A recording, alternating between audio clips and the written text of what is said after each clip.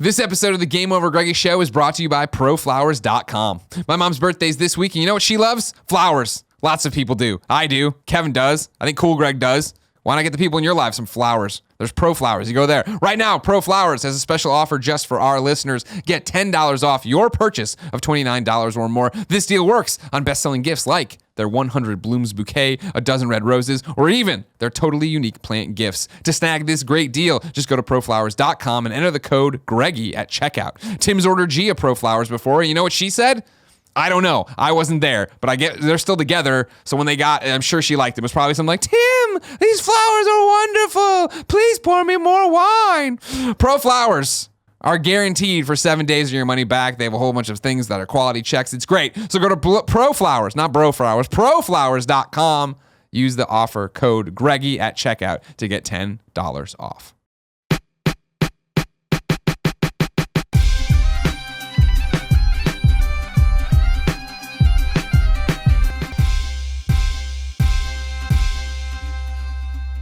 What's up, everybody? Welcome to the Game Over Greggy Show. I'm one of your hosts, Greg Miller, alongside the producer/seducer, Nick Scarpino. I felt good. Do it again. Producer/seducer, Nick Scarpino. I added some extra ones in there that time, too. I appreciate that. No problem. That's what I'm here for. I love you.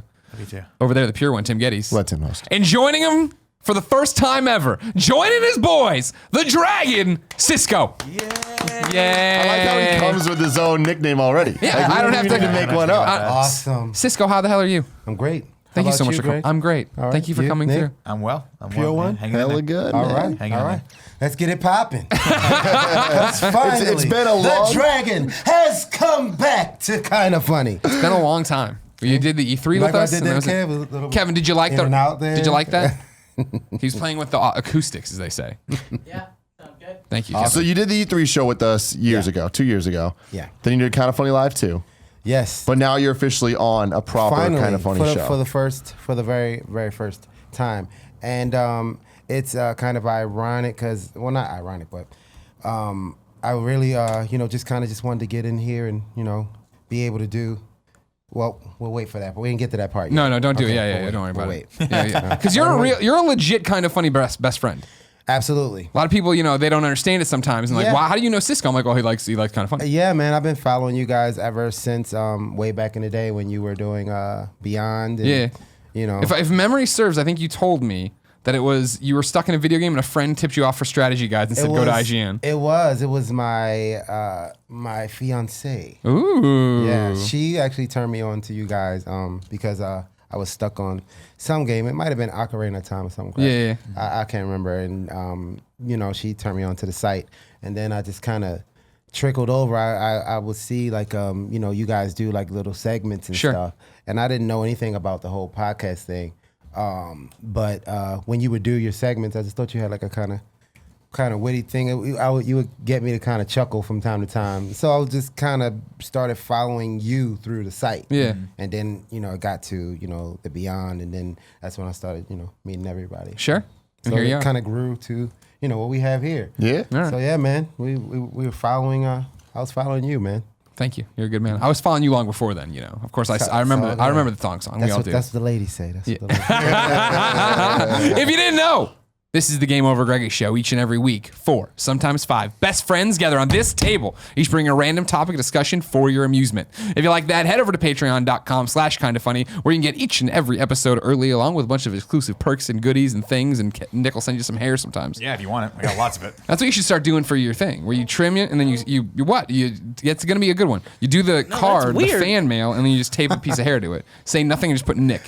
Exclamation. How about if I do like more of like a glitter bomb, but with my chest hair, like my shaved off chest hair? Just open the envelope, pop. All the chair Let's fall, not like, do all the that, hair fall guys. out. That's It that's won't not go the up in business. the air so much. Yeah. That you might inhale some of it and have a part of me like- inside of you. have like one of those creepy messages where you like cut like letters out from I hope you like this fan mail, fan. this hairball. If you got no bucks to toss, no big deal. You can head over to youtube.com/kindoffunny, where we put the show up topic by topic, day by day, until it goes up as one big video in MP3 the following Friday. Tim, Yes. what's your topic? SisQo. I thought so. I love this. I want to hear everything. That's the thing. What? So obviously we know you, like we have a cursory knowledge of you from like growing up listening to music. Okay. But having talked to you for the last like 2 hours. Yes. I've learned so many things about you, and I just want to go deeper. Behind the scenes, I want to behind go the music. deeper into SisQo. We didn't That do our sounded behind wrong. the music yet, but it's coming actually. Well, what do you want to know? Well, the weird thing about it is, like, since we've struck up the friendship where I will text you and you'll call me about video games and we talk, it is that thing of like, sure, I remember Thong Song. I remember Wild Wild West. I remember us. SisQo, and you come in. Like, oh, who does? Who doesn't remember these moments? Right. We know that, but it's like then just in the car, you like, oh yeah, and I used to date Beyonce and this, and we're all like, huh? And you're like, wait. you're like, hey, I was in this thing and I was in this movie, and I was like, whoa, what up? We were friends. Okay, all I said here. was Let we me were go, let me go this way. You have a photo of you and Beyonce on a red carpet. I missed that. could've That been wasn't anything, in right? that wasn't in my SisQo memory banks. Okay, That was the MTV Movie Awards. We hosted that together. But me and Beyonce were just like friends. Sure. We were on tour a lot in the beginning of our career. So, we used to, call each other. I knew her mom and her sisters and stuff. So we were just big friends. deal. We didn't. It's the Knoll sisters. It never really went like. Damn, Greg, trying to start gossip. I'm not starting anything. I misinterpreted the photo. Come on. You're trying to That get into all sorts of you're games. having tea. We looked like we were, but it was because we generally got along. Sure. So that's why we look so comfortable. That's how me and Kevin look. Which, by the way, Yeah. Beyonce, I don't know her today that she's married to Jay-Z. Sure. And I knew Jay-Z back in the day too, but See, that's what I'm you talking can't about. say When you things drop like that. stuff You like can't drop that, things like that. that's the. And you're like, oh, and I was shooting this movie and I met this guy. I'm like, oh, yeah, okay. Oh, yeah, It's a my bomb. first on-screen kiss was with Mila Kunis. oh yeah, that one's true. That one's all the Oh way, my God. all the way true. And Mila is a very, very nice person, man. When we were shooting the movie Get Over It, it was myself, Colin Hanks, Ben Foster, Zoe Saldana. No big deal. Just one of the Guardians of the Galaxy. It was And but Star it was Trek, Uhura. she was in the first Spider-Man. Kirsten Dunst. Okay. Kirsten Dunst, yeah. She was in it as well. And Hashtag Smash the Dunst. Yeah. We tried to get her to play Smash Brothers and this. It never worked out. It turns out there's a different connotation to that. Yeah. I didn't know. That's a legit kind of funny story Greg that I Miller. did not know. I am old. man, but no, everybody was really cool. Especially that is that funny. It really is. Everybody was really cool, but Mila was like especially cool because this was way back in 2001, and we're on the set.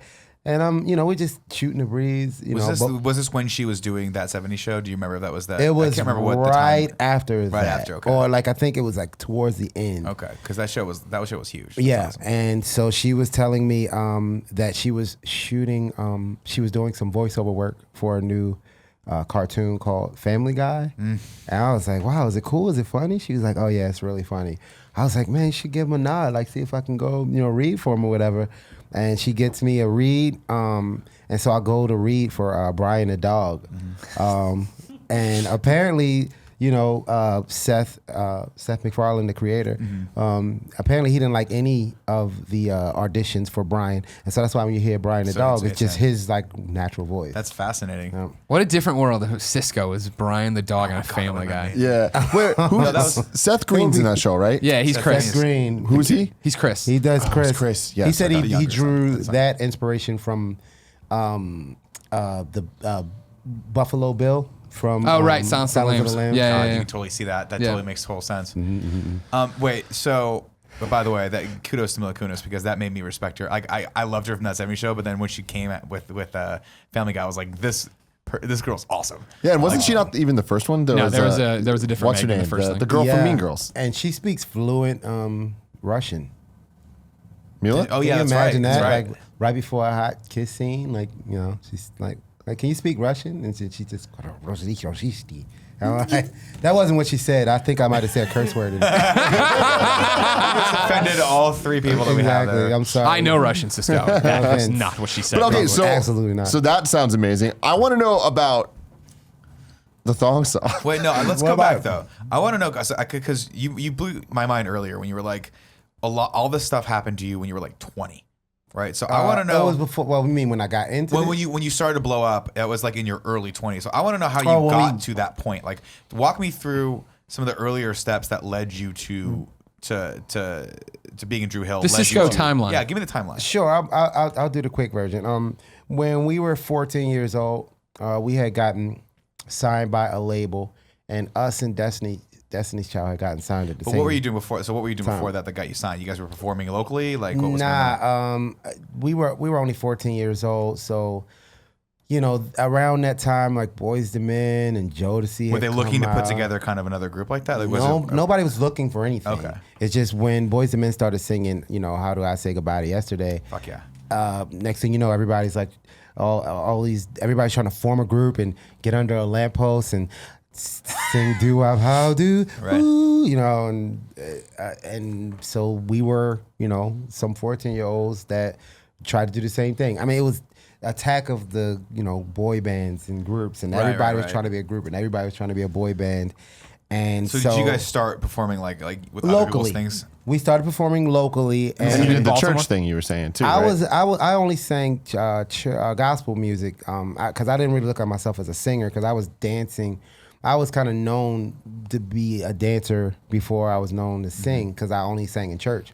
Then one of the members of my group, whom I didn't know could sing, actually invited me to be in a group that they had right around when we had just gotten into like high school, and so we started singing with that group, and we formed a group, and then we performed at a talent show, and that's when we met our manager Kevin Peck, and he had it was a talent show at Morgan State College, and he had a group, and his group actually won the talent competition. Son of a bitch. And we were like second place or something. And that day he like fired his group and hired us. And so he piled us in, his sexy BMW or something, and he had this like fly girl with him, and we just, piled our stinky teen bodies in the back. Oh, it smelled like Teen Spirit. We was funky. I mean, that funky teen smell. And man, he took us to Burger King, which, back when you're 14 years old, like Burger King is like. So you're telling me I can get the value meal? I don't need to stick to the dollar but it's menu? Burger King, like not McDonald's. This is Burger King. This is a Whopper I'm talking about. I still put the Whopper above all other hamburgers. You're an idiot. Yeah, man. That was like a Flame steak broiled back then. Tim. So he speaks to all of our parents and says he wants to work with us. Fast forward like a couple months later, we get an opportunity to sing for a record executive, and they signed us way back when we were 14. The name of our group back then was 14 Karat Harmony because we were 14. You see That makes sense. It seems like you're giving yourself a limited window to make it big with that, but yeah. It was. Hey, we didn't know. It was because I've always been into jewels, so. Sure. So the 14 Karat Harmony, we got signed. We're sitting in the lobby of this record label. Now I don't want to call the record label out because they had us and Destiny Child before anything. So us and Destiny Child are sitting in the lobby. And granted, I don't know Beyonce at this moment. Did you know Kelly? Like, what's up, I didn't Kelly? know I didn't know any one of them. They didn't know us. Right. And I mean, you guys must have all been we just really knew young. that we just saw this hot girl group, and we were, the guy group. And Yeah. so, boom, we get signed, and what we got sat on the shelf. They sat us on the shelf, and they sat Destiny Child on the shelf. So then it took us now, needless to say, when I got this record deal, I go back to school the next day after we get the record deal, right? Like, fuck you. I never liked you. I never liked you. Yes. Right? Yes. You'll see me in the papers. Right. See you at the top, bitches, right? He shows up. He's 14. He shows up in a Lambo. Just pulls up. It was at the end of the year too, right before summer. Oh, God. So I was like, F you I'm about to all, you know what I blow up. mean? Dude, so we get sat on the shelf. Humble lesson number 1. Yep. That the universe was teaching us. If I wouldn't have said F everybody, we might have came out earlier. Don't know. Come back the next year. Hey, Mr. Record Deal, whatever happened to F us? I'm like, shut up. You know what I mean? So now I have no choice but to get my grades up because I didn't know if we were going to get signed. We do the Apollo. We won the Apollo. Nice. And this whole time we're trying to get off of this contract that we signed. We finally get off the contract. We decide that we don't want to sing anymore. We become a gospel group. So I'm working at this place called the Fudgery, where you like make fudge and sing songs. Yeah, it does sound place funny. sounds If you- The fact that I'm short is almost like a Keebler elf and I know that feeling. making fun. Is this Baltimore? This is Baltimore. I was gonna say because they do this in St. Louis too, where they got the whole thing. And I they're know like, they flew me there. You might have saw me there. They flew me there because I was making so much money at the Fudgery. And Wait, no, they really flew you? I thought you Yeah. misunderstood. The Fudgery flew you Yes, to St. they flew me because we had like a competition around the whole United States for all the Fudgeries. Okay. And whoever made the most money, it does sound that funny, right? Whoever made the most money, you would get like a bonus check. So Sure. if you were number one, you would get $50 bonus check. Number two, you would get, and so on and so forth. Yeah. And so that extra $50. Hell yeah. Back in the 80s, I mean, like early 90s, that was a lot of money. Yeah. So, I worked really hard to get that extra money. And so we were selling so much exponentially more than all the other stores, and they decided to actually fly me over the summer to different fudgeries, and every fudgery I would go to would end up being like number one in the Now, region. what would you sing? Anything like Didn't matter. no, like instead of saying "Isn't she lovely," it was like "Isn't Fudge lovely?" Oh my god! You know what I mean? I love it. So wait, were you SisQo at the time?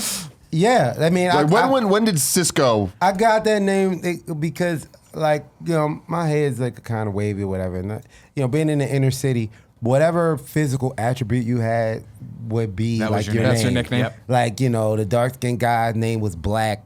The chubby guy, they used to call him Gel because it was like jelly. And they called me SisQo because it was like, because we didn't really see any other races other than, either black person or white person. Mm-hmm. So, they was like, hey, SisQo, go get me a taco. And I'm like, shut up. Because if you had wavy hair, it was Okay, like you yeah. look like Spanish Well, or Hispanic something. or Cuban, yeah. So the nickname kind of stuck or whatever. And so basically, we won Apollo. We were working. We decided not to sing anymore because it was just a traumatizing scenario. If you can understand me telling everybody to F you and then not getting into the music. I mean, I can industry. imagine that might be Sure. a little embarrassing. So yeah. lastly, man, this guy that we working with came up. He said, hey, man, can y'all come up to this record label and sing for this one last record label? We was like, we don't do that no more. We a gospel group. He was like, I tell you what, you go sing for these guys, and if nothing happens, you can go. I don't care. I don't care what you do. I won't bother you again. Mm-hmm. We go up. We sing for this guy. He plays this song called "Tell Me," which was our first single. He plays "Tell Me." He stops the recording, and we sang it back to him.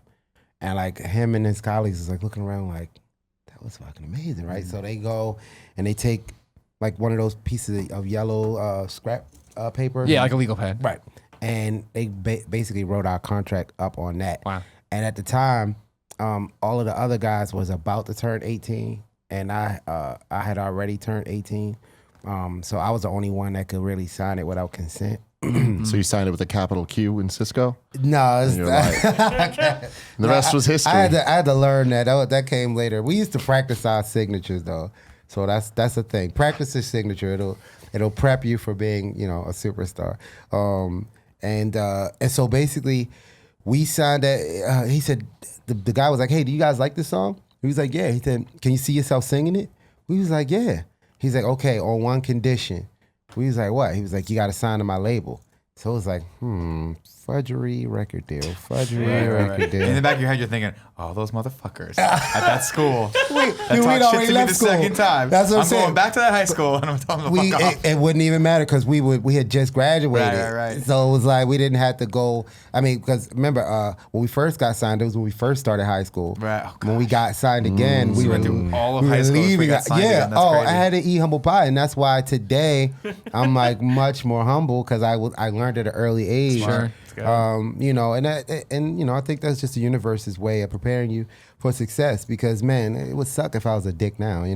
So I mean, anyway, yeah. so he said, "Do you guys like this song? Yeah. You see yourself singing it? Yeah."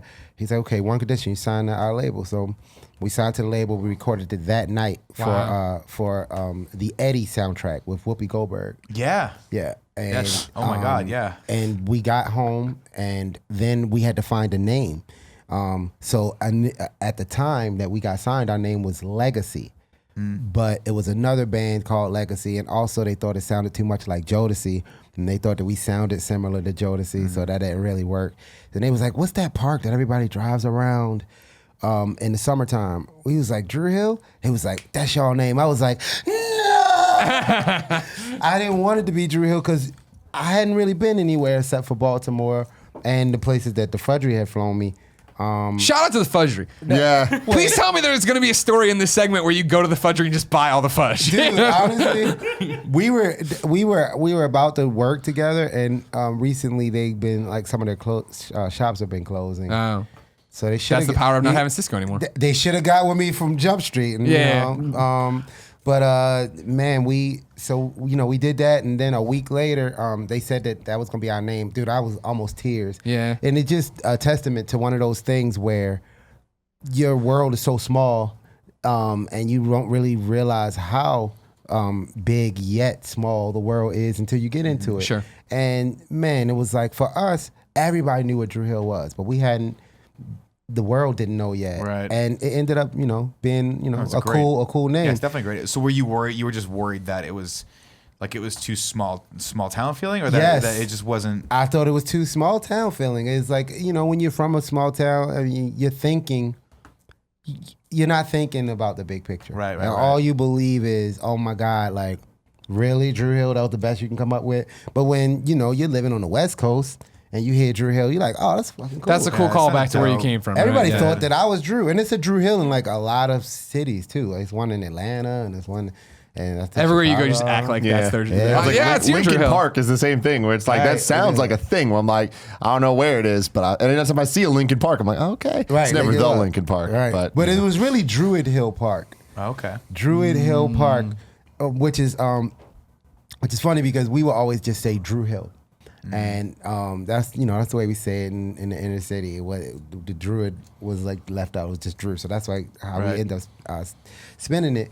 And it was crazy because one of our guys that was in the group, he's like really like a really grew up in the church kind of guy. Like if you ever saw the movie, if you ever saw that movie Five Ghostbusters, Heartbeats, no. If you ever saw the Five Heartbeats, he's the dude choir boy. Like he was the church guy. The quintessential church guy in the Sure. black R&B group. This was this guy, right? Gotcha. And so everything about the group from day one when we got signed just rubbed his mom wrong and rubbed him wrong. And that comes full circle to the story I was telling you earlier that I'm sure we'll get to later. But man, he hated the fact that it was Druid Hill Park because it was like a Druids. pagan Yeah. and the Druids. He hated the whole dragon thing because it said that they called the devil the dragon in the Bible, and then it's just crazy because then you go around. So if you guys the- had been Legacy, it probably would have been. no, but okay it would have with been the him. Jodeci thing, Right. Because Jodeci's I just about meant to for do. him. For him, it would have been. I guess. Oh, would have been Jodeci? Oh no, for him, man, it was his mom always was like wanted him to sing gospel. And so he always kind of felt like he was letting her down. So almost it's like even though he was there, I almost kind of felt like it was pulling teeth. Like every time we would have to do something, it was almost like you had to talk him into doing almost everything that we were doing that we worked so hard to do. And it was just weird. But we got there, and a week later, I'm driving my mom's car, going to pick her up from work, and then our song comes on the radio, and dude, I'm like driving, and it was like an out of body experience, and my soul came out and sat in the passenger seat while I was driving, and I didn't blink the whole time, and it was like then when the song went off, I kind of pulled over, put the car in park. It's like, yes, oh, woo, we made it. I mean, dude, being a musician and hearing your song on the radio, it was mind blowing for one. For two, people kept calling in and was like, can you play it again? Can you play it again? And it was like Baltimore's own. Dude, they played that song like 50 times that day. And then the song just blew up. And then it went platinum in every single that we released commercially or album from that moment on. Either went platinum or multi-platinum. And that's 1 million for you guys. If you want to know what platinum is, it's 1 million records sold. Or it's getting all the trophies in a PlayStation. Very similar accomplishments. I mean, I'm not saying I have a lot of platinums Yeah. too. I'm just putting. No, it that's there. true. You know, I think same- SisQo has more same amount of platinums. hours. He probably put in his platinum. So then, okay, so you go from the Drew Hill thing, then thong song eventually happens. No, that was a. I want to get to the thong song. I'll get to it. I'll get to it. We'll do the quick version. So, and that was the quick version. I hope it wasn't too long. You're doing great. no, Don't worry this about is it. awesome. Everyone's enjoying Awesome. this. Joey So Noel's yeah. riveted right now, wherever she is. So then fast forward to through the first album. First album goes multi-platinum, every single platinum or gold. We are slowly becoming, the next Boys to Men. I always say if you take Boys to Men and Jodeci and mix them together, you kind of get our group because we kind of had like that kind of street savvy, but we had like a pop appeal that was like engaging. And I just learned from a lot of the people that I met in the industry, kind of what you kind of want to become an icon. What does it take to get a star on a Walk of Fame? What does it take to get into the Rock and Roll Hall of Fame? These were the questions that I would ask the people, my heroes, whom I were my inspiration to get into the industry. And Michael Jackson was the number one inspiration. When I was like 4 years old and I saw him do the moonwalk, I said, that's what I want to do.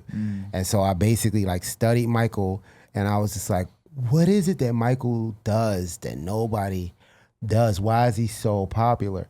And I realized that he had like three things about himself that distinctively made Michael Michael. He had a distinctive look. If you were looking like Michael, you knew that you were trying to look like Michael. He had a distinctive sound, like a couple signature riffs, like a hee. You know what I mean? And then he had the signature move, which was the moonwalk. So if you look at my career, I got the signature, yeah. And then I got the signature hair.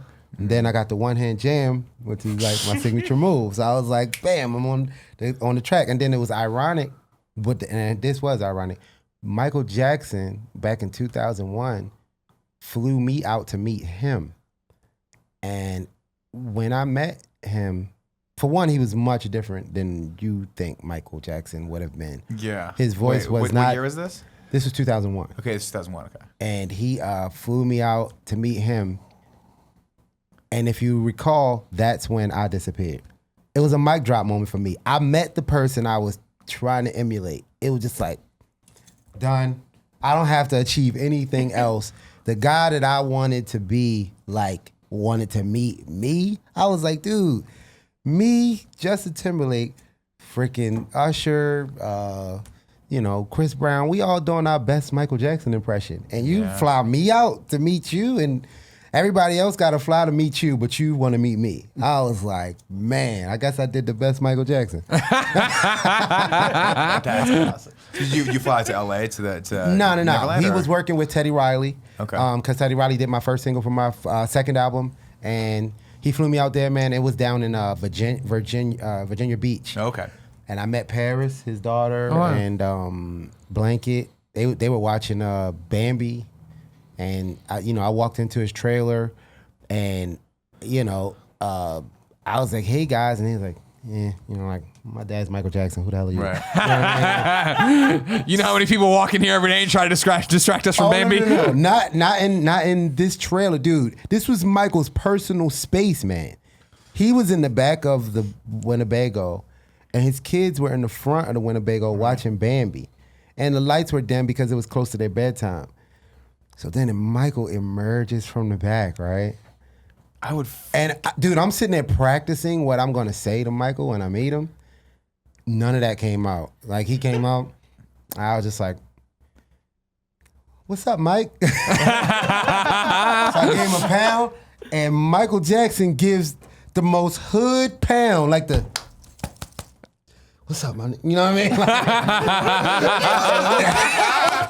mean? Dude, and he was like solid. Yeah. Yeah. You would expect Michael to be. He gave the impression Delicate, that he was more delicate human being. He was. But then when you think about it, with all that isolating, all that Sure. pop No, locking, yeah. dude, he He's an was like That makes sense. he was very like, you couldn't, if you tried to move him off balance, he seemed like he could flip it. Yeah, with he one throw hand you type some thing, judo stuff. He's like a Jedi. And so I was like, dude, everybody is trying to be you. Why would you want to meet me? He was like, with the voice, not, well, I think. He was like, well, I think. His voice was like close to my octave. Not as deep, but it wasn't as high pitched. Like that, all of that was for us. That was like an act for us. Part of the persona. Yeah. That was MJ. If you look at his memoirs, he wrote it down that he wanted to change from Michael Jackson to MJ. And MJ was the persona, like the dragon or Sasha Fierce that Beyonce does. And he was like, man, I think you're very talented and you're going to go far in this industry. And then that was 2001, where literally when I disappeared, like then everybody was like, where the hell SisQo go? Because it was like I was going through some legal crap with my label and stuff, and it just, at that moment I had kind of achieved everything I wanted to achieve. Because prior to that, because you was asking how we got to the thong song, prior to that, the biggest thing that happened to my group was when Will Smith asked us to be a part of the Wild Wild West. So that was before Thong Song. Yes. Oh shit. Yeah. I got my timeline all messed up. Yeah, you're Yeah, mixed we up. were multi-platinum. My group and I, Drew Hill, were multi-platinum way before, like years before I even did Thong Song. And what happened was we had just came off of a European tour where NSYNC and 98 Degrees were opening for us. And right, it's sorry. crazy, right? Stop for a second. No, because it's crazy because I ended Roll up that opening back. for them, like when they You're did the telling No me Strings Nick Attached. Lachey opened for you. Yeah. Oh no, they played us in football too. They whipped our ass because we was in Germany, like playing football, and we're freaking 4 black guys, so we had on snowsuits and because dude, the snow was hot. Yo, Nick and those guys came outside in like some sweaters, and the snow was deep. Yo, they was running through that snow. Him and his brother. Yo, if you They could didn't just even picture care it this, wasn't 98 if you could degrees. picture it. It was fucking. terrible. I had no choice but to. I wanted to win, but it was no way we could match their speed because they was running around with like in just jeans. Yeah. You look like the Michelin Right. man out And we there. like turned around. Oh my god, that's hilarious. They beat us horribly anyway. But every time I've seen those guys since then, they've always been so genuine. Man, me and Joey Fatone used to hang out when we was on tour with NSYNC, and man, he was just so cool. That was my man. Joey seems like a cool guy. He was cool. He was cool. Joey So seems was like he's in a good and place then with NSYNC. man, we was on tour. I was on tour with Backstreet Boys. I was supposed to be on the 9/11 flight, and I'm getting ahead of myself. Anyway, so we're shooting the video for the Wild Wild West. We just got off tour. Will Smith. With Will Smith. Will Smith asked you. Yes. And you were like, okay, I guess we can make some time in our schedule. I guess we could. Yeah. Which at the time, our label really didn't want us to do it because they thought that he would take our street edge off. And we were like, no, it's Will Smith. Yeah. And I don't care what you say, we're doing this. And that was the beginning of the rub with the label anyway. So we were on the set of the video. We just got off this tour. We had just gotten paid more than any other artist ever for a soundtrack to do our song "How Deep" that was on the Rush Hour soundtrack. Anybody ever? They flew us to Hong Kong. We shot that video in Hong Kong, and that was my first time in Hong Kong. We met freaking Jackie Chan and his bodyguard, and dude, Jackie Chan's office was an entire building. Jackie Chan needs a bodyguard? Yeah. Oh yeah, he does. Jackie Yo, Chan's one of the still is today one of the biggest stars on the planet. No, I understand that. Yo, but his bodyguard was like a little guy. That's what I'm saying. But I feel like Jackie Chan got this. But he No, like fair broke enough, his fair enough. finger. He could break his finger. Like he broke his thumb. He showed us like he broke his thumb. Like so basically you can't put him in no handcuffs because he'll break his thumb. Come out. Wait, the bodyguard or Jackie He Chan? like, bodyguard. he Oh, wow. dislocates his thumb and just like and Yeah. puts it back. Oh fuck. Good That lord. hurts. And he did like some acrobatics and some splits and crap, and it was pretty freaking awesome. We was hanging out with Brett Ratner. Yeah, you guys ever seen Rush Hour 2? Oh, Who hasn't seen the Rush Hours? I haven't seen Rush Hour 3, but I've seen 1 and 2. Yeah. They're all it was good. okay. 3 is actually not, yeah. But 1 and 2 is the best. Yeah. Wait, Oh, which one you was want- the yeah. one that ends in the casino? Was that? I think That was 3. 2. Oh yeah, okay. Yeah. So Can't remember what and happened 2, in 2. remember when they were at that massage parlor and all those girls came out? course. That's a real thing Oh yeah. How do you know, Interesting. Cisco? because Because me, Brett Radner, I would the never whole frequent group, one of those establishments. because Brett shot our video. Oh yeah. And when he okay. shot that video, that was the first time I actually flipped in the video. And man, he like pulled my manager Kevin Peck aside, like, man, that kid's a star. And because he just loves shooting us, because Brett does movies, he doesn't do videos. Yeah. And how did that happen? Were they like, hey, we've got this video? they that's said gonna we're shooting coincide? this movie, we're doing this soundtrack, and Brett was like, oh, I freaking love this song, let me shoot the video, because Yeah, they so were he just was like, already in sure, why Hong not? Kong. Yeah. And so we flew to freaking Hong Kong, man. We shot That's that video, awesome. and you got to pick whatever girl, any kind of. I mean, they were all Asian girls, but any kind of like body shape, tall, thin, curvaceous, whatever you wanted was right there. And this is to give you the massage. Yeah, just a massage. And The life you've led, Oh SisQo. my god, it's so good, so good. dude, it was freaking awesome. So anyway, now this is all of this is before This Wild is Wild West. blowing my mind. This is before Wild Wild West. So we go to do Wild Wild West. We're on the set of Yeah. Wild Wild West. All of this stuff has happened. We're like, we have made it. We are on the top of the world. We are in the history books for getting paid more than any other artist ever for a soundtrack. We had money in our pockets, new jewels, new girls, new houses. NSYNC was opening for us. We're on the set Yeah, of the can I- Wild And Wild West. I was going to say, and here comes the behind the music guy. And And, then here then tragedy struck. Tragedy absolutely struck. That guy, remember that my old high school javelin that I was talking about earlier, which was Gospel guy. was the gospel guy. Man, we're on the set of the Wild Wild West. We just got finished hobnobbing with Stevie. We were playing a couple pickup games of basketball with Stevie Wonder, and he got that. You got that? I was like, wait a minute. I was going to say, wait, Stevie Wonder plays basketball? No, he probably could though. But no, we was kicking it with Stevie Wonder, and which was gospel guy's favorite singer. Sure. And right after that, man, we go to the room. We're looking at our clothes. We got our trailer, and our gospel guy starts playing this gospel song called "I Won't Complain," and everybody's just kind of okay. Well, maybe he's just playing gospel music. We know he likes gospel music. This is an interesting choice of songs, though. Like, why I Won't Complain? We have absolutely nothing to complain about. The dream has come true. We made it. Everything that we do, we grind it really hard. Because back then, when we first came out in the late, mid 90s, the internet wasn't that big. So we literally had to go to almost all 50 states personally to get people to like us. And they really didn't like us initially because they thought we were like a fake Jodeci. So they really wasn't. We had to fight for what we obtained. And when we got there and Will Smith kicked open the door to that pop market, we felt like now all of this stuff, anything before this was nothing. Now is the next where level. we about to go to the next level. Yeah. And he played that "I Won't Complain" song, and he quit. He quit the group. He said, Right there? right That there day. on the set of the Wild Wild West that day. He said, I can't do this no more. I want to sing gospel, and I just can't do it no more. And we was like begging him, hey man, could you at least finish the video? He's like, nah, it's just best that I leave now. And I'm thinking to myself, we gotta go tell Will Smith that the people that he hired for his video, somebody quit. Yeah. It's like forget us. That's a Forget bad how look. you feel. We gotta go tell this man. Like, are you even thinking about everybody? I mean, it's like, and at this time, on one hand, his mom was sick, so you kind of gotta explain. Plus, he's our brother, and it's like you gotta you want to understand. On the other hand, you can't understand, and you're just trying to go through all these. You're doing the best you can to figure out how to deal with all these emotions because guess what? Now it's time for you guys to shoot the next scene. Yep. Because that's what happened. We had just shot the first scene.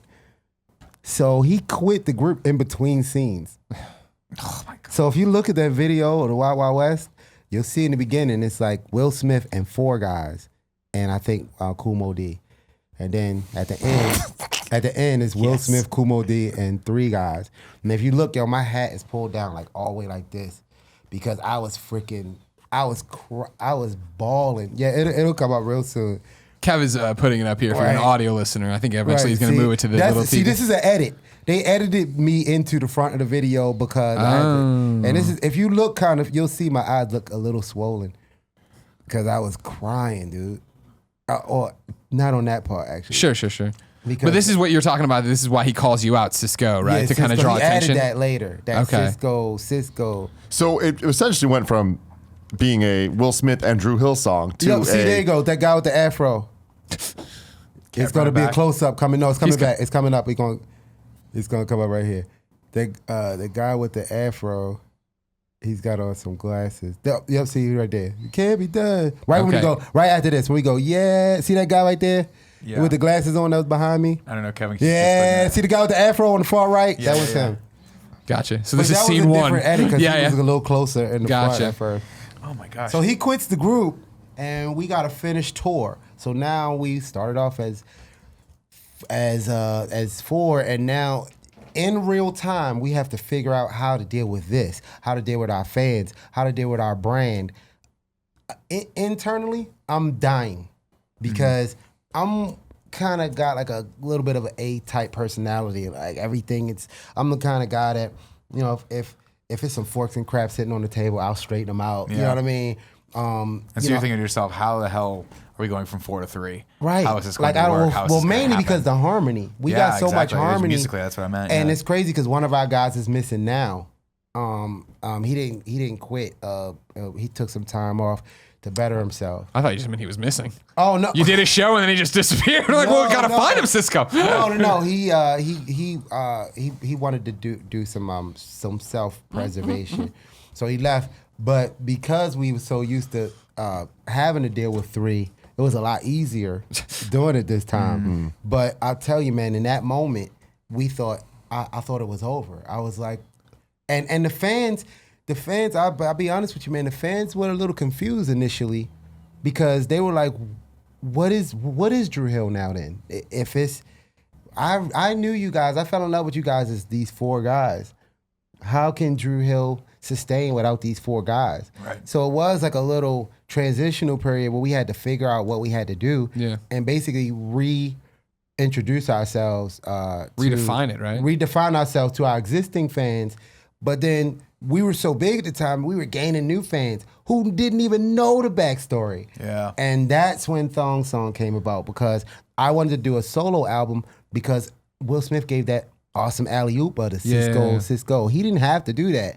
And I was like, yo, if we need to figure out how to restructure before we like jump back out there. Like instead of going directly on tour, maybe we need to do maybe some, smaller venues and stuff. Let's get our rhythm. Groove back. Yeah. Let's get get our back out groove there. before Yeah, we do sure. that. I was like, so I tell you what, man, since Will gave me that alley-oop, I'm going to do my solo album. So I took my own money and I recorded my solo album. I had the remaining members of the group help me write and record the songs for the album.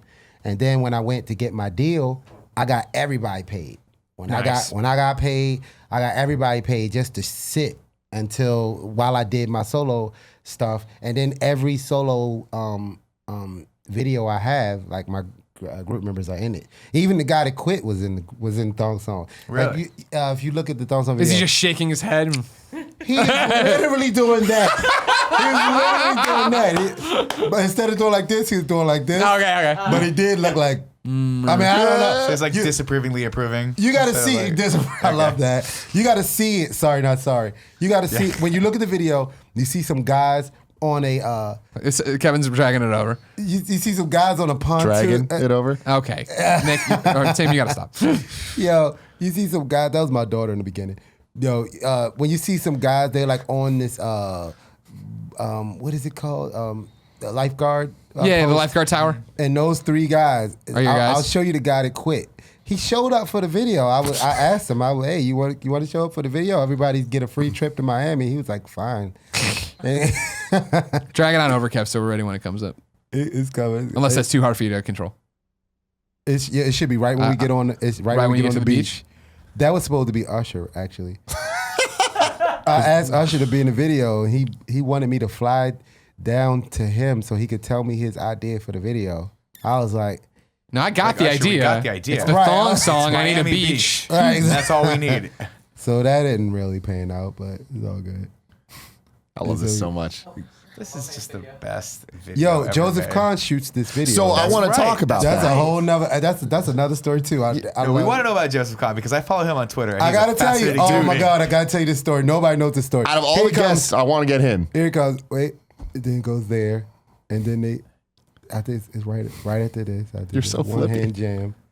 That's so difficult flipping in the sand. Yeah, I don't doubt it. I mean, I can't. I love walk the in hot sand. dog shot, man. Right, and then right here. Okay, that's Ja Rule. There they go. Stop. There's right your there, guy. Stop. Yeah, See that disapproving. guy right there In the On black jacket? Nope, the other Oh, guy. okay. The other guy's the guy that quit. Okay. That's and, cool that he And came. the other guy right there in the black jacket, Yeah. he's the guy that's not there right now. So Oh, the thong song foretold of this. Yes, yes. So, One okay. begats He'll be another. back, Yeah, though. yeah, He'll yeah. be back. So okay, Joseph Kahn. Out of all people in the world that of Yeah. guests I want on this show, I think he's up there. Quick break. Who is Joseph Kahn? Joseph Kahn is one of the most He's just very prolific music. video prolific director. music video directors of all time. He did Directed all Taylor of Swift? Taylor Swift's Yeah, videos yeah, okay, currently. He's Directed also fascinating on Twitter. Larger Than Life by Backstreet Boys. just so you know, Thong Song. Just so you know, I played a big part in that. Not necessarily like me actually going into meetings for him, but I actually we found Joseph because he was doing some smaller videos, and I found him because I liked his special effects works that he was doing in other people's video. He did Larger Than So- Life with Backstreet Boys. So we handpicked him to do my video, and after that, that's when he started getting movies. And Well, stuff. starting all the big. He also did the Power Rangers super dark Yeah. R-rated short. Oh, And he okay. al- like yeah, last he did year? that. He also He did. did what else? Torque was I think the movie that I Yep. remember him from. It was sort of Fast and Furious but with There was a- Motorcycles. There was another movie that And he Ice did. Cube, I wanna There was say. another movie that he did. Tokyo Drift, right? No. He didn't do Tokyo Drift. He did one of those. He did one of those Fast and Furious. No, he No, didn't. that's what I'm talking about. Torque, I think that's Yeah, what yeah, yeah. Oh, it was Torque. like Fast and Furious. I'll but tell it you was right like- now, don't fight these guys in Fast and Yeah, Furious. no, there's Yeah, one way yeah, out. Torque then. I think he did. Yeah. I'm gonna double check that real quick. No, It he was did Torque. He Yeah, did I Torque. could have Yeah. sworn it was Fast and Furious because when I They're very similar. And I remember really liking that because Well- I think it was. I'm pretty sure that was Ice Cube in Torque, right? I never saw Could be wrong. Torque. Hold on, I don't let me know, look. man, because when I went to do a reading, because he had me do a reading, and he was like, and so like I had already heard from the Hollywood insiders how he even got the job. It was because Thong Song was so big, and a lot of the special effects that we had used in Thong Song had never been used before. Well, so that is the question I have for you. And we talked about this on Game Over Greggy show Right. episode like 27 or something, where the topic was the most expensive music videos of all time. yeah. Thong Song Was Ice Cube. is one of the top 10 most expensive Yeah. music videos of all and time. it didn't need to be. but Why? that- It's you guys on a beach. Need to be. well, it's a part of those games that they play, man. You know, some stuff they upcharge you when So like you're a huge when you're star. doing good, they All of a upcharge sudden the you. girls that would have been $200 a day to get away on the beach. Like, now it's 1,000 or 2,000, yeah. right? And which is crazy because I came up with the concept. All of the special effects was my idea. I paid for the special effects when I stomp on the ground in the sand ripples. That was the first time that you had really seen that effect in the mainstream. And then the next time you saw it was in The Matrix. Oh, interesting. When he Okay. presses down. So then you're it- saying you was- caused the Matrix? No, You wrote the first we half of just The did it Matrix. first. We did that effect first, and then when I'm walking on the Yeah. girls' heads, I did that first, and then Neo did that in the Matrix. And he did it, you know. So you're So saying the that's the Wachowski Wachowskis brothers screwed you just over? installed Totally. you. They're all just No, watching Thong We Song. all like- were just basically jacking old like kung fu movies. Sure. Yeah. Old Mandarin movies. That was what I was doing. Actually, when I was walking to people's head, I got that from Bugs Bunny.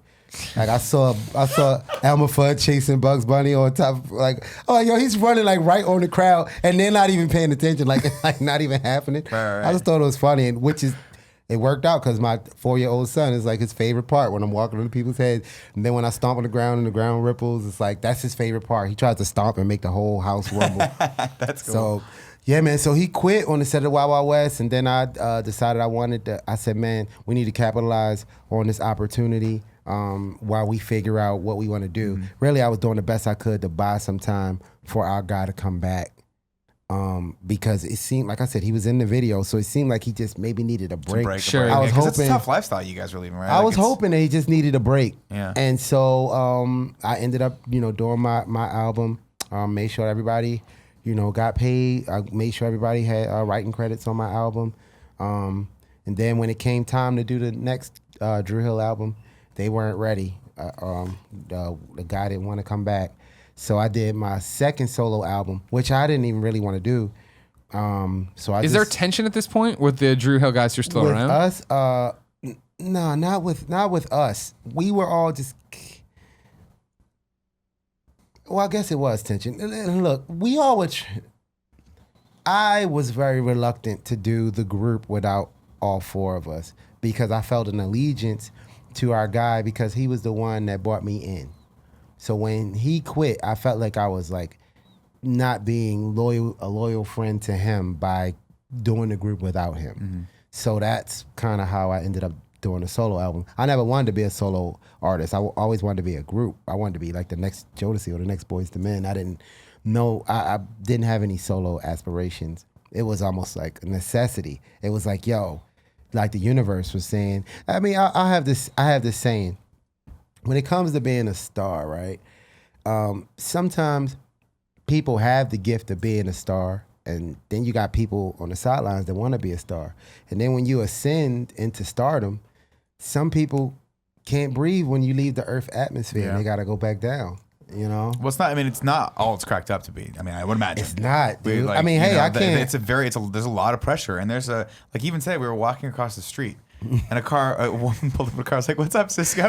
And then the driver flipped out. He's like, "What? That is SisQo!" Right? I mean, I just have to imagine that. Like, we're really good friends with Hunter Pence as well as his wife Alexis, and like walking around with a San Francisco Giant in San Francisco is like you can't. It's like walking around with this guy at E3. It's like bye. I'll see you later. Go nowhere, like, right. I can't get 5 feet without someone stopping him. That probably I have to imagine starts to wear on you after a while when you're especially when you got that level of visibility. I'll take this, SisQo. It does wear on me. Luckily, it's only once a year. It's one of those things where you got to pick and choose what you want to do. Right. Like, when you're off work, do you want to go to that restaurant? Because it's like, hey, man, if we go to, this specific restaurant and it's very crowded, we're probably going to be, taking photos. And I'm fine with that. It's like they could not want to take a photo. Exactly. So You got to be thankful for it. I'm fine with that. It's just, you just have to be prepared for that when you leave the house. Every time you leave the house, once you become in the public eye, once you actually start having fans, and dude, for me, it was really when I started seeing people with the dragon tattoo, it was kind of like, I seen when I was at Kind of Funny too, I saw at least 3 people with Kind of Funny tattoos, and that's when you start to say, yo, this is bigger than any one person or even bigger than us. Like, we have created something that transcends us. Like, if we're not here, as long as you see that kind of funny smile, it could bring a smile to your day. Like when I'm, going through my podcast, and I see, but which, by the way, I like you guys' intro music. It's cool. Thank you. Shout out to Tone Deaf. What up, Tone Deaf? Yeah. Man, and man, when you see it, the new ones too is cool. When you see that Kind of Funny logo, man, man, I could be just having the worst day, and I just see that logo, and I'm like, oh yeah, it's like that one little like morsel of happiness that you got, and what could be like a bad day. Like, for instance, when I gotta wake up like at the crack of ass to go fly somewhere. It's like 3, 4 in the morning, and I'm like putting the crap in my head to get my roots or whatever. And I'm sitting there and I'm like packing my crap. And I'm listening, like I said, I listen to all you guys' podcasts. But when I listen to the GameOverGreggy show, that's the one I listen to laugh, because you guys will just go off the rails and talk about some crazy stuff, man. I'll be just, folding some socks or something, and then Nick will say something just off the wall. And I just audibly laugh out loud. And then the baby monitor, I hear the baby go, and I'm like, Beyonce's like, no. Wait, a story I want to make sure we tell. Yeah. Speaking of your baby, what's his name? Ryu, R-Y-U, which Why? I know the name. It's not Ryu, Right. Even though Street Fighter was really one of my introductions into the gaming world, and I always thought it was Ryu. But then we found out that correct Ryu actually is enunciation for oil in Japanese. Ryu is dragon. It's Ryu.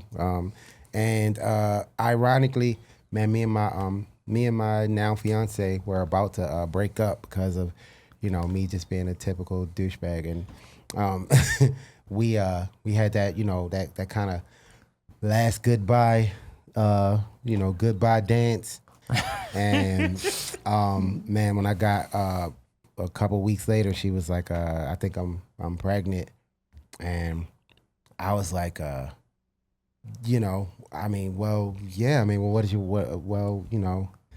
maybe we should get back together then, or and it was, put it this way, if it wasn't for Ryu, we wouldn't have. But the cool thing about it is, I was born the year of the dragon. That I didn't find out till I went to Japan, and he was born the year of the dragon, and so that's why we named him Ryu. And the dragon is my symbol. And for anybody wanted to know, I didn't pick it out of the clear blue sky. The label picked it out of the clear blue sky. They took us to Chinatown to shoot our first photo shoot. There was this dragon was on the wall on our first album, and they took a composite of the dragon and put it between the words Drew and Hill. And we was like, "What's up with the dragon?" And he was like, "Oh, we just thought it looked cool." And he was like, "Well, who owns it?" They was like, "Nobody." I was like, somebody owns it now, because I was just thinking, man, if we had a symbol, just like I was telling you guys earlier, when I saw that mouth with the tongue hanging out, I never knew, like, for a long time that was a Rolling Stone. Right, it was just an iconic but thing, that right? symbol was always around. So I was like, yo, if we got this dragon symbol, like, we'll be around even if we're around, or no matter which members of the group, because as of right now, we don't even have all the original members in the group. Sure. Like, we got a new guy in the group right now. His name is Teo. Do you just haze the shit out of that guy? And you're like, you weren't You brand there him for with the Wild Wild dragon. West. Nah, because he could sing too good. So it's like, You're like, oh, we need you. I'm sorry. it was one of those things like If Kevin when- could sing, we wouldn't haze him as much. It was one of those things like when Bobby Brown left New Edition, and then they got Johnny Gill, and it kind of like refined their sound a little bit. It was one of those situations. Okay. So. Your friend Juice. Juice Boy Fresh. Is he just a dancer, or is he part of the group? No, he's not part of the group. But Juice, Danny, and Teach, I think, was with us that night. He those guys just danced with us, but I always introduced them at the end of the show because, man, I feel like they just add so much more they to the add a show. lot. And it was crazy because when I just wanted to tell you, when we did the Soul Train Awards, and at the end of the Soul Train Awards, I shout the guys out, and they knew all of the dancers that was a part of the show, and they get backstage and they're like, "Dude, what did you guys do for them to say your names?" Like, and they was like, they didn't even know what I was gonna say their names or whatever, but it was just one of those things where, something so small could go so far. Yeah. Which was one of those hard lessons you learn from, back with the FUs and that humble It's the pie. positivity, man. But Juice is the homie because you were telling us. Well, we met him at E3. He came on our E3 show. He also was one of the dancers at KFL too. But you were telling us that he can flip off of anything. Off of anything. You guys ever seen like a dance battle? Yeah. Where like, guys get up, like you guys serve and they like, crump in each other's face and stuff. So they were doing this. We were over in Germany. And so the guys all crumping, just going like ham, like all up in Juice's face. Juice just sitting there like, it's like a movie moment. Like he's sitting there almost like Bruce Lee, like, you know what I mean? So the guy's, giving his best, sweat coming off his brow or whatever. So then Juice just goes like this. Touches him on the chest like this, pushes him back. Steps off of the guy's chest and does a backflip. Pow! Bam! Oh my God, I want him to do that to one of us, not the me dude though. was I'm like, old. imagine, Did I die? Did I just go somewhere? What just happened? Do you win the dance battle at that I point? think you win. Yeah, I think you win that, right? There's It was no more better move dance. It than was that. kind of over. It was one of those, and you've never even seen that in a movie, dude. Yeah, I know. So when you do see it, it definitely came from here because I didn't see that yet. Oh my That's gosh. why Shout out to Juice. Yeah, I'll never forget when we watched you was guys fresh. perform at Kind of Funny Life too. I was just like, it had been 2 hours of us up until that point, and then you guys took the stage, and I'm like, no matter how hard I try in life, I will never come close to being that good. No, and honestly, it was just and my wife, God bless her, she grew up in LA dancing, and she was a professional dancer for a really long time. She was like, he was fucking phenomenal. Like, that group was that's phenomenal. awesome. No, you that guys always means killed it, a man. lot coming from a dancer. Yeah, she's hardcore. Because She- man, the dance world, it's a whole other world. It's a world under Oh yeah, our world. trust me. I went and saw like even just watching stuff that I was dancing. Like I went to La La Land, and my wife was like, Ryan Gosling and Emma Stone not dancers. And I was like, really? She's like, no, not It's a dancers. whole- Like they're not. They don't move like dancers. It's a culture. It's a literally like 1313. Like it's a world under our world. Oh yeah. You know what I mean? Oh yeah. Like it's fascinating. She still has a few friends that are down there as choreographers now. So, But hey, man, it's a good ending to the story because, the guy we call Gospel Guy, we're still friends. We still talk to this day. He actually did a gospel album, but everything was cross collateralized, so all that had to be paid for somehow. But fortunately, I had sold over 10 million records on my album, which makes me Diamond. That's a very exclusive club, the Diamond Club. shit. Not the rock. Not the yeah. We're gonna TM with that. But yeah, it's a very exclusive club. But because all of our stuff is cross collateralized, for anybody who doesn't know, cross What does that term collateralized mean? means when you're in a group, if it's cross collateralized, that means that collateral, whatever is made, whomever spends whatever money, the group has to pay. So Okay. when one of the group members went to go record an album that never came out, we had to pay for those costs. Okay. When Gospel Guy went to record a gospel album, we had to pay for that cost. All of that has to be paid before they start giving us our money. So I was fortunate enough to have sold so many records that when we went into our next record, we were in the black. We didn't owe any money. And that's unheard of. Artists owe money. There's some artists right now that's passed away that still owe money. And, so. That's crazy. Yeah, because I mean, you hear about all those. No, I don't want to say like insidious, but you hear about a lot of interesting accounting practices that record Oh, companies dude, I'm in will the use. middle of a lawsuit right now. I was Are just you? on DL Hughley the other day talking about it. It's Your crazy. life. Your life. I swear.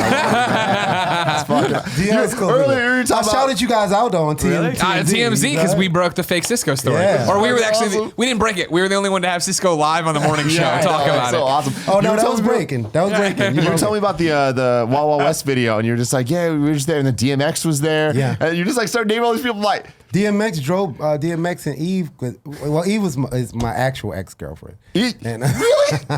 yeah, if you look at Oh my God. her first video, what y'all? Cause it's all like with that's Nokia, one of my band members. He co-produced that with Swiss Beats. That's him sitting in the front seat. Because we recorded our whole album in Philadelphia. And that's where I met Eve. I was walking down the street and she was walking down the other street.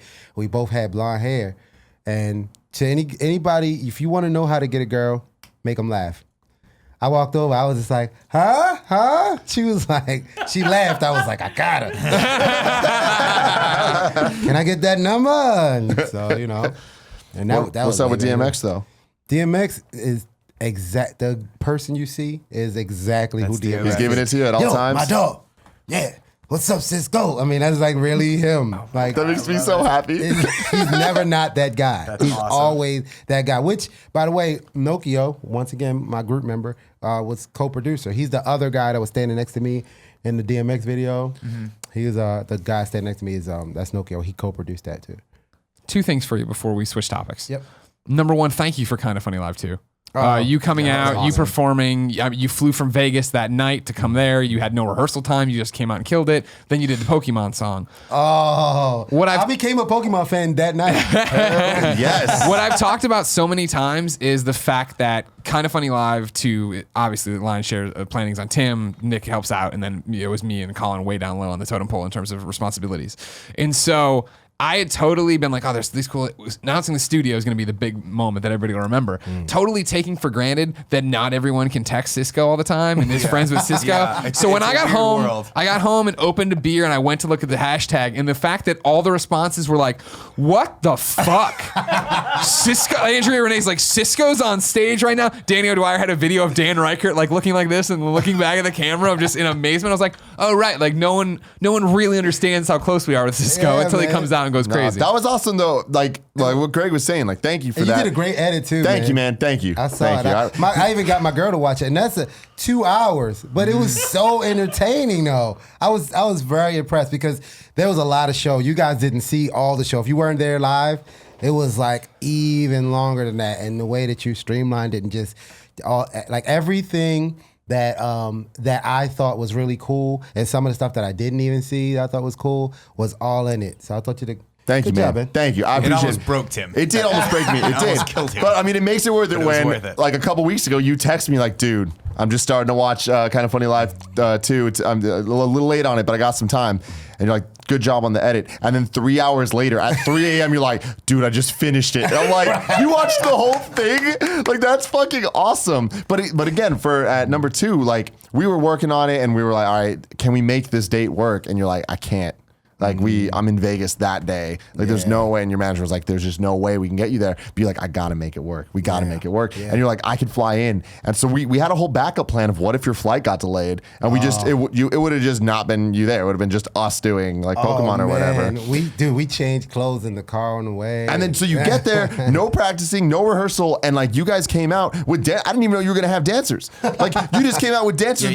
They knew what the fuck they were showed doing. up, and I was like, oh right, I forgot that's what professional looks like. Like you guys were like, cool, hey, great, where are we going? Where's it? What's time?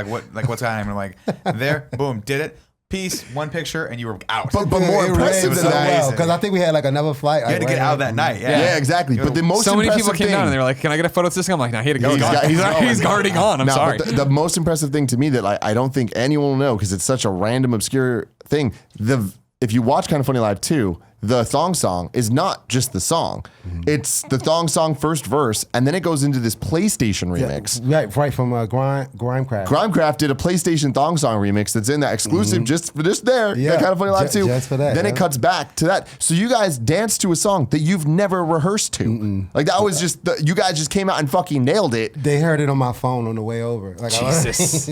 Like, So it's on this fucking part, we're nuts. gonna do this. It's like, okay. That's amazing. That is amazing. We took us 3 days of rehearsal to do With the your wife, I aerobics heard. part That with my was wife so teaching us, and funny. I pulled a muscle like during rehearsal, like my You gotta calf muscle stretch, cramped man. up. I You didn't know you had to Well, stretch. I was drinking a lot of coffee and no water. Oh, that'll do it. That'll but do it. yeah, that was really impressive. That was really impressive. But hey, man, Kind of Funny 3. Hey, I got some ideas. I don't know if I'm gonna be able to be there, but Nick, I think I got a surprise for you. I'll let you know later. Fantastic. All right, and then my final point on your story here, on your before we give it to your real topic, where you get to bring your own topic to the table. Do you think did fatherhood make you a better man? Because Absolutely. yeah, I was a total douche. I mean, dude, I don't know. I'm a Scorpio, so I got and I'm a Scorpio and a dragon and an alpha male. So it's like I just always just had like a kind of just a confidence and then I only would do things that I know that I could totally be the best at, so I could give like a carte blanche to be an asshole. But my first child was when I was like 15, and I was a total dick to my first child's mom until she called me and she was telling me that the baby was being born. So I go down to the hospital, and I was partying with my boys that night. I was at my friend Justin's house, and he had a pool, and we was out there partying. And I get this call, hey, yeah, the baby's coming. I'm like, man, can y'all take me down to the hospital? I'm gonna just go have this baby real quick, and then as soon as I had a baby, I'm call y'all back. Y'all come scoop me up, and I can come back and party. Did you hear how stupid that? Anyway, Yeah. so they drop me off. I'm like, cool. I call, they pull off. I go upstairs. They rush me in. As soon as I get there, the baby's coming out, and I saw my daughter, and I was the first thing she saw, and she saw my blonde hair, and she was like, her eyes just open wide like that. I was the first thing she ever saw, and then that day, that's when that like kind of changed me as a person, because when I saw my daughter, it was just like, okay, however I was treating girls is wrong, because I don't want nobody to treat my daughter that way. So from that moment on, I'm like, forget that I got sisters. But from that day forward, my daughter, I did the best I could to just treat women the way that I hope that a man would treat my daughter. And it just really changed me. That's why Thong Song is a lot more tame. If I had only a son, I don't know if it would have came out the same way. Because you notice it's more tongue in cheek. Able to release the video if it were because it's more tongue in cheek. It's not raunchy. Totally. It's like it's cute. You know of what course. I mean? It's just sexy enough. Yeah, dumps like a truck. Right, which was like a dump truck. Only because when they back up, it's like beep beep. So every time a girl back up, you just think, Oh yeah. SisQo, what's your topic? My topic is fittingly so E3. I wanted to bring up E3 for two reasons. And I love the first one. Go for it. The first one is because when we first met the very first time in person was at E3, and that was when you guys' gamer show was Horizon, and you asked me what my gamer show was, and it was like, I said Halo. Now Halo listen. 5. No, I love that 2 years later, you're here to be like, well, wait a second, I misinterpreted what I said at if you ever look E3. at the video, I was so reluctant. I did not want to say Halo, but it was the experience that I had with Halo, dude. When we were in the line, freaking Soldier Boy starts to come up on a Segway behind me in line. So now You can't beat that. So now me and Soldier Boy are standing in line about to go do Halo, and then freaking Snoop Dogg comes in. So me, Snoop Dogg. Microsoft, they know what's up. This never happens at the demos I book at E3. So me, Snoop Dogg, right? Because y'all gave me that demo. Y'all was like, go check out. Yeah, we Halo. booked your entire thing. Yeah. So I went over there and I go do it, and it's freaking Snoop Dogg. I already knew Snoop. That was my first time meeting Soldier Boy. But the fact that we're all in there shooting each other in the face on Halo, not to mention The that holodeck. the HoloLens thing that they HoloLens, let that's what it us is. let us do first was freaking awesome, because it was augmented reality, Yeah, right? yeah. Like it was an arrow that was like on the floor that took you to the game room. Then it was holograms that popped up off the thing that you could only see through HoloLens, and it was just the experience of the thing. Sure. Right. And one, two, I didn't really get to play a lot of games that I hadn't really played already at E3. So that was why, like, out of the games that I played, that was the best Sure. experience that I had. I didn't get a chance to play Horizon. If I had, I probably would have said No, you can't do it now. Horizon. You can't I take it played back, don't worry. Cuphead. Cuphead was good too, Yeah. but it was like a couch co-op. Me and Juice, because Juice was there. We was playing the game. Then I played Star Wars with Alfredo. And that was cool too, but multiplayer, that's another topic for another Well, day. my favorite thing about reaching out to you, because we're kind of funny year one. We partner up with GameSpot. They're going to give us the second stage and like put whoever you want on there. And that was our chance of like, oh, hey, finally a great chance to work with SisQo. How do we get SisQo involved? And I'll never forget reaching out to you, because you had said, oh, I'm a huge gamer and I listen to the podcast and stuff, and reaching out for like, what games do you want to see? And totally expecting, the big, Madden, not even Madden, but Call of Duty. AAA, big stuff that comes out every year. And your number one pick was Xenoblade. Yeah. And I was Xenoblade Chronicles X. and I was like, Tim, what the fuck? You know what I mean? And it was like such an awesome He's a thing. different kind of gamer. Yeah, and like those are stories we probably have mentioned in passing, but Yeah. that was like the best of reaching out to Nintendo and Sony to book you appointments and being like, all right, cool, and it's gonna And be. I actually like Xenoblade, especially when you get like down the road, when you get to get your mech and stuff. I didn't even. I couldn't finish it touch though. It's like so big. So Sure. But I mean, reaching out to all these companies and being like, hey, we need to book. Okay, cool. Is it going to be you, Tim, Colin? And I'm like, no, it's going to be SisQo. And I'm like, and they're like, SisQo? I'm like, yeah, SisQo. Yeah, the thong yeah, that song. guy. Yeah, and that was the best. You went behind closed doors for what? I guess Uncharted 4. It was Naughty Uncharted Dog. 4, Yeah, and yeah. I was in there with Marty, and I Yeah. seen Marty for the first time. I was like, hey, you're Marty Sleeve, right? He's like, hey. hey, you're SisQo. I'm like, yeah, hey, man, what's up? He's like, I like what you do, man. That was the thing, though, is I'll never ever forget that I booked it through Sony, and Sony totally played it cool. It was like, that's Cisco's awesome. coming, and I'm like, yeah, I thought, like, all right, cool. As long as you vouch for him, you can't like break. I'm like, he's not gonna do anything weird. Don't worry. Dude, all right, those- great, no problem. those graphics, though. And then when I talked to Naughty, I think I was talking to Neil afterwards or whatever, and he was telling me that on the docket it was like, all right, this is who's in this group. This is who's in this group. In this group, it's gonna be SisQo. Parentheses. Yes, that's SisQo. But like they were like totally prepped that it was going to be SisQo. It wasn't like this isn't. Don't even ask wasn't us. Cisco Adler. We're already sick of this. Yeah. So moving. I mean, I know the topic's E3, but just video games in general, right? Zelda. Zelda has broken video games for me. Dude, really didn't want to talk about nothing but Zelda, but I figured y'all had too much Switch talk. I mean, I don't know. There's never no such thing anymore. Never be enough anymore. Dude, Zelda, there's only one Zelda game I finished. I almost finished. Which one was it? It was Ocarina. Okay, perfect. I almost finished, which is hands down one of my favorite games, dude. Ocarina of Time was so freaking Hell yeah. awesome. And I almost finished Majora's Mask. But that time period, dude, you gotta literally schedule your whole day in order to, because I got a moon's always little bit of a crashing. completionist. Yeah. And that's why when you got them like huge open world games, because like I started playing The Witcher, but it's just so many side quests. I just couldn't even get past the first world. But with Zelda, dude, I don't really know what it's doing outside of what you said the other day. Magic, something magical is happening in that game that It's that exploration, that discovery. What's around the next corner? Yeah. You know, I think somebody said, I think it was Sam Claiborne said it on Scoop. Said that being able to climb up that wall and it's not another wall. There's no invisible walls in that game. Yeah. And I think maybe that's that magic that you literally can go anywhere and do. The fact that I travel a lot and I could play it on my big 4K television, then pop it off and keep going. Like, Yeah, that's my thing. I haven't played it on a TV yet. My only What? my only exposure to it is because it's dope. I started Oh playing it. yeah, I switched between. I'm about 50-50. Okay. Now, Yeah. is it better to be playing it, you think, handheld, or better to play it with Pro Controller on your TV? it's Oh, two nothing different- beats the Pro Controller, Yeah. man. Like honestly, Oh, like Pro playing Controller. Pro Controller on the TV, it's fucking awesome. But then there's I didn't- something about it being on a plane and you're just playing. Where I'm like, this, Yeah, in dude. handheld mode, it's fucking You great. can't believe it. Every moment that goes by, you cannot believe that you're actually playing this game in the bed, or Yeah. you know, like that's the only reason why I didn't get the Pro Controller, because I didn't want to get like spoiled.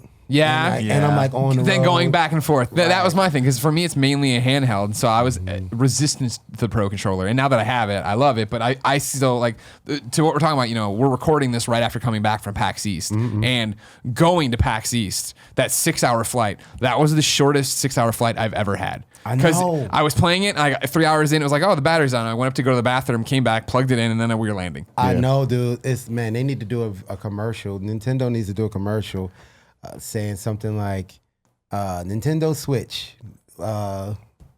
I'll wait. Or, you know what I mean? Like, dude, I don't No mind problem. waiting. It's like, Yeah, I would love exactly. to. We should do a Like- parody commercial like that where it starts off and it's all happy-go-lucky, but then you start losing time. You're Yeah. like, I've lost 4 days. I don't know what happened. Like your wife's pregnant, and then there's the baby, and then it's graduating. Right, right. Like, You're all still right, playing. I think I'm finally ready to go to Hyrule Castle. Right, it's still playing. You ever seen the movie Click with Adam Sandler? Of course, who Where didn't he gets see stuck that? in fast forward and all of a sudden he's right. like, no, stop. Yeah. That's what Right. I felt like on that plane. No, it's it's- awesome. I love talking about this game though, because you're saying we were just on the flight back from PAX East, walking up and down the aisles of the plane. Everyone is I playing. saw who playing Zelda. posted that photo. What, Somebody. Nick? It was Nick. Was Posted a it picture. Nick? Oh, of all of three, everybody. yes, I think yeah. like Brian Altano. It was Brian Max and you yeah. was there, Oh, yeah. And Everybody everybody threw was it. like this. That was before I had gotten our hands on the Office copy of it, or our Office Switch rather, and I was like, I'm not gonna play this thing. And then I look over and everyone's playing it constantly. And then these three guys, like, you think they don't talk to you now because of their phones? Imagine when people have a brand new Switch in their hand. Yo, I'm it's- like, I might as well not even be It's here. so crazy, yo. My boy texted me the other day, right? And I was still, dude. I was around. I want to say 20-ish hours in. Still I didn't even know it was bosses in the game. I thought that this was the game. Yeah. And Yeah. I was fine with that. Yeah. Right? So I'm playing it. He called me and he wanted like friend time, and I was like, look, man, I don't mean no disrespect, but I just got my new Zelda game today, and so I'm playing that. Oh, that's okay, fine. You could be in a fake world instead of the real world. I was like, okay, you're gonna play that card. I had to stop it. I was very upset that I had to stop it. but I was a real friend. I got on the phone with him. I lost 3 hours of my life talking to my friend. That's the way that you refer to things. Because I could have been playing. When you're playing I Zelda. wanted to be post Breath of the Wild world. As soon as I got off the plane, no, look, this is how like it truly effed my life, right?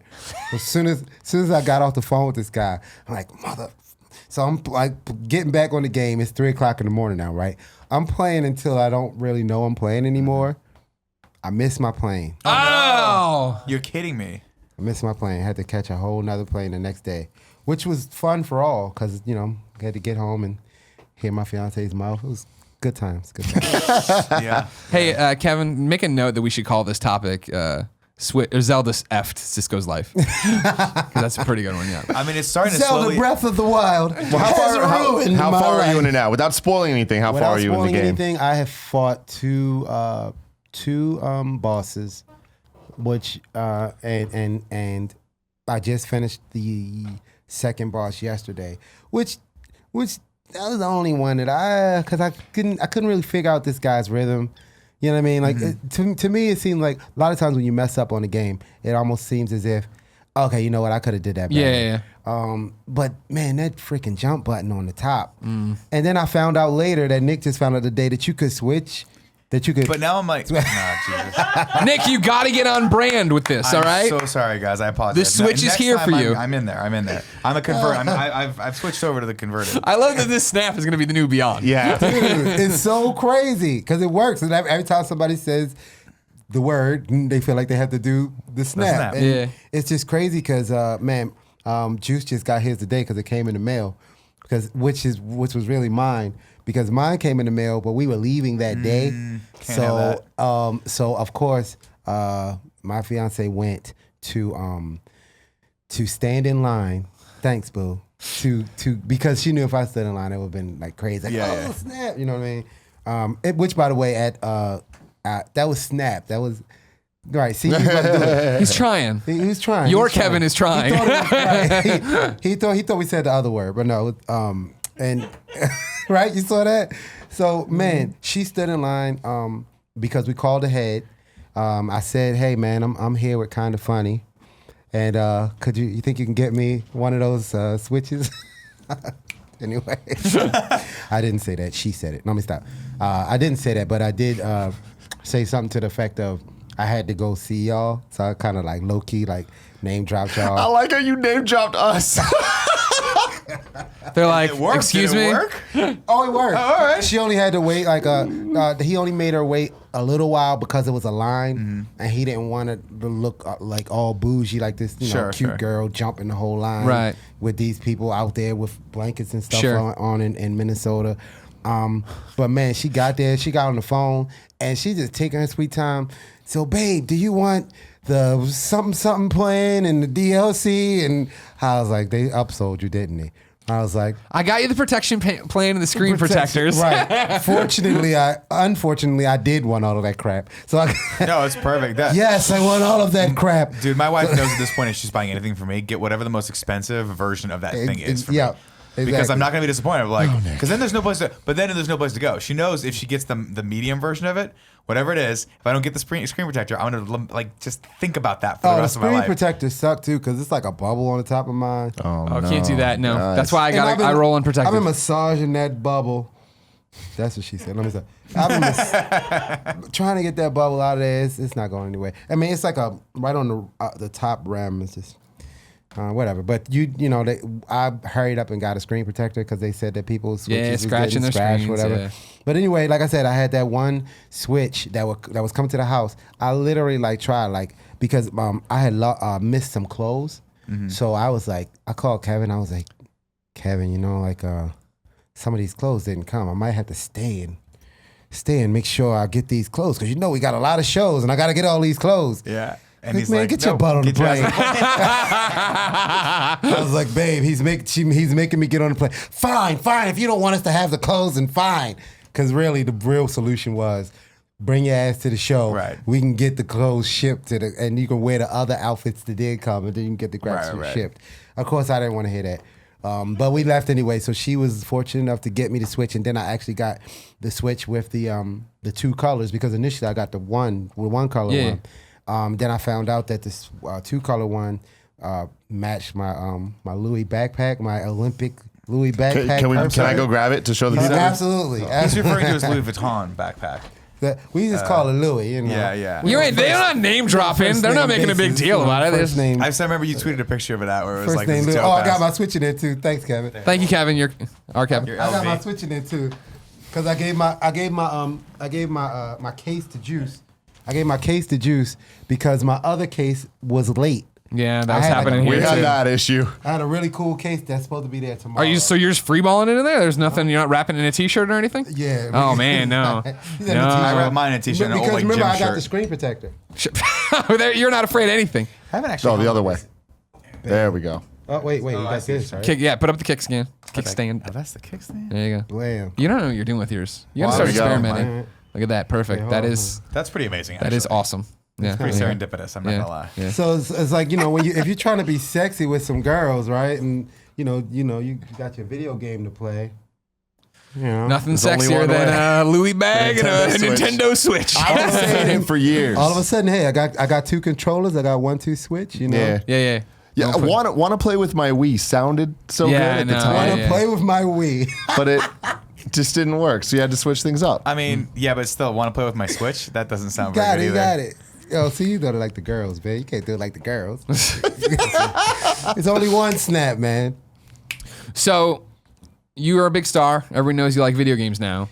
Yeah. You don't need us anymore. E3's open to the public. You can just go anytime you want now. Oh no! I don't know. Well, of course you guys going, right? Oh, of course. Yeah, we're come definitely on. gonna go. Well, yeah, we'll see. And that was the whole reason why I came up with that topic was because I heard that they were opening E3 to the public. Yeah. So I figured, what better thing to do than just maybe come up with like maybe 3 things that you maybe probably shouldn't expect or should expect. Well, see, I'm interested to hear from your perspective. That From was my your first perspective- E3, right? Yeah. So what was that like? What caught you off guard? I thought that you would get to play more games, but a lot of times they would just show you some games. yeah. And then you got those lines. But then the cool things were there were a lot of gadgets. There were a lot of games that you probably will never even see. So the games that you're looking to play, you may not get to play, but Sure. you'll get to play like a whole bunch of other games that you didn't even know were out that'll end up being on your radar. Good catch. Yeah, man. So it was. I played like a lot of games that I don't think came out. I played some game with some girl running around with a cowboy hat, like killing some zombies or something. Oh, Onichambra. Did that ever come out? Yeah, one version of it. I don't know if they've done one since. Right. So it's 2015. like, there's some benefits. Like, you actually get to see some games you never get Yeah. to you never even thought of. You get to play some cool games, but you want to temper. Because, like, that game that you really want to play might have the longest line in the world, and then you just got to be prepared to stand in line or whatever. But we didn't really have to stand in line, which is SisQo. awesome. You run around with the kind of funny badge. That's all you needed. Yeah, that's Yeah, always, when I went with Alfredo, man, he was like a total G. Like, he just walked up like, he was all smooth, I was like, I felt like his sidekick. I was like, There's walks nothing in the in, world that makes me happier than what you just said. shoots a couple people in the face, and then I found out later that he's like, this like, Twitch. Full-time streamer, former pro. Yeah, super god on FPSs. Yeah. And I'm sitting there wondering, because I'm thinking I'm pretty good, and I'm wondering why he's shooting 7 people in the face in like 1 minute, and I'm like, he's got like 17 kills, and I got 7, and I'm like, how do you have 10 more kills than me? oh yeah, I don't play. Because I'm Alfredo Alfredo, bitch. Don't forget my name, Dragon. Well, I won't play Alfredo in any FPSs, and I won't work out with him anymore either. Because when he works Yeah, out, you're like, dude, you're so much better than me at both of those things. Actually, he's a really good guy to train with. Hey, man, we short, man. We got to pick and choose our workout. Exactly. My workout usually is this burrito to mouth. Burrito to mouth. Doing the burrito curls. That was. I do that was- calisthenics, There you go. just no weight. You dance all the time, yeah. Yeah, well, that's yeah, you're that constant cardio. workout. That's all I really do. So Yeah. I do cardio, maybe a couple couple push-ups and sit-ups here and there. But, Well, you're really flexible too, I imagine. From, well, yeah, I mean, from years of dancing. I practiced that because I was reading a book from Bruce Lee, who's also a San Francisco native, which is so ironic. San Francisco, Bruce Lee. Yeah. He was born the year of the Dragon too. I mean, come on, man, you can't make this Small stuff. world. Small world. But I read his was book and he was destiny. saying you guys were talking, and this actually came from you. It was way back when you guys first started, before you had this like sexy set and all that. And you guys were talking about movies, and you were talking about Van Damme and The Split. Oh, The splits that they call them with the S. I didn't know it was with an S on there. And so I'm reading the book. I think it was called Way of the Dragon, Tail of the Dragon, and he was. It had some of the Bruce Lee's workout things that he would do that he illustrated himself.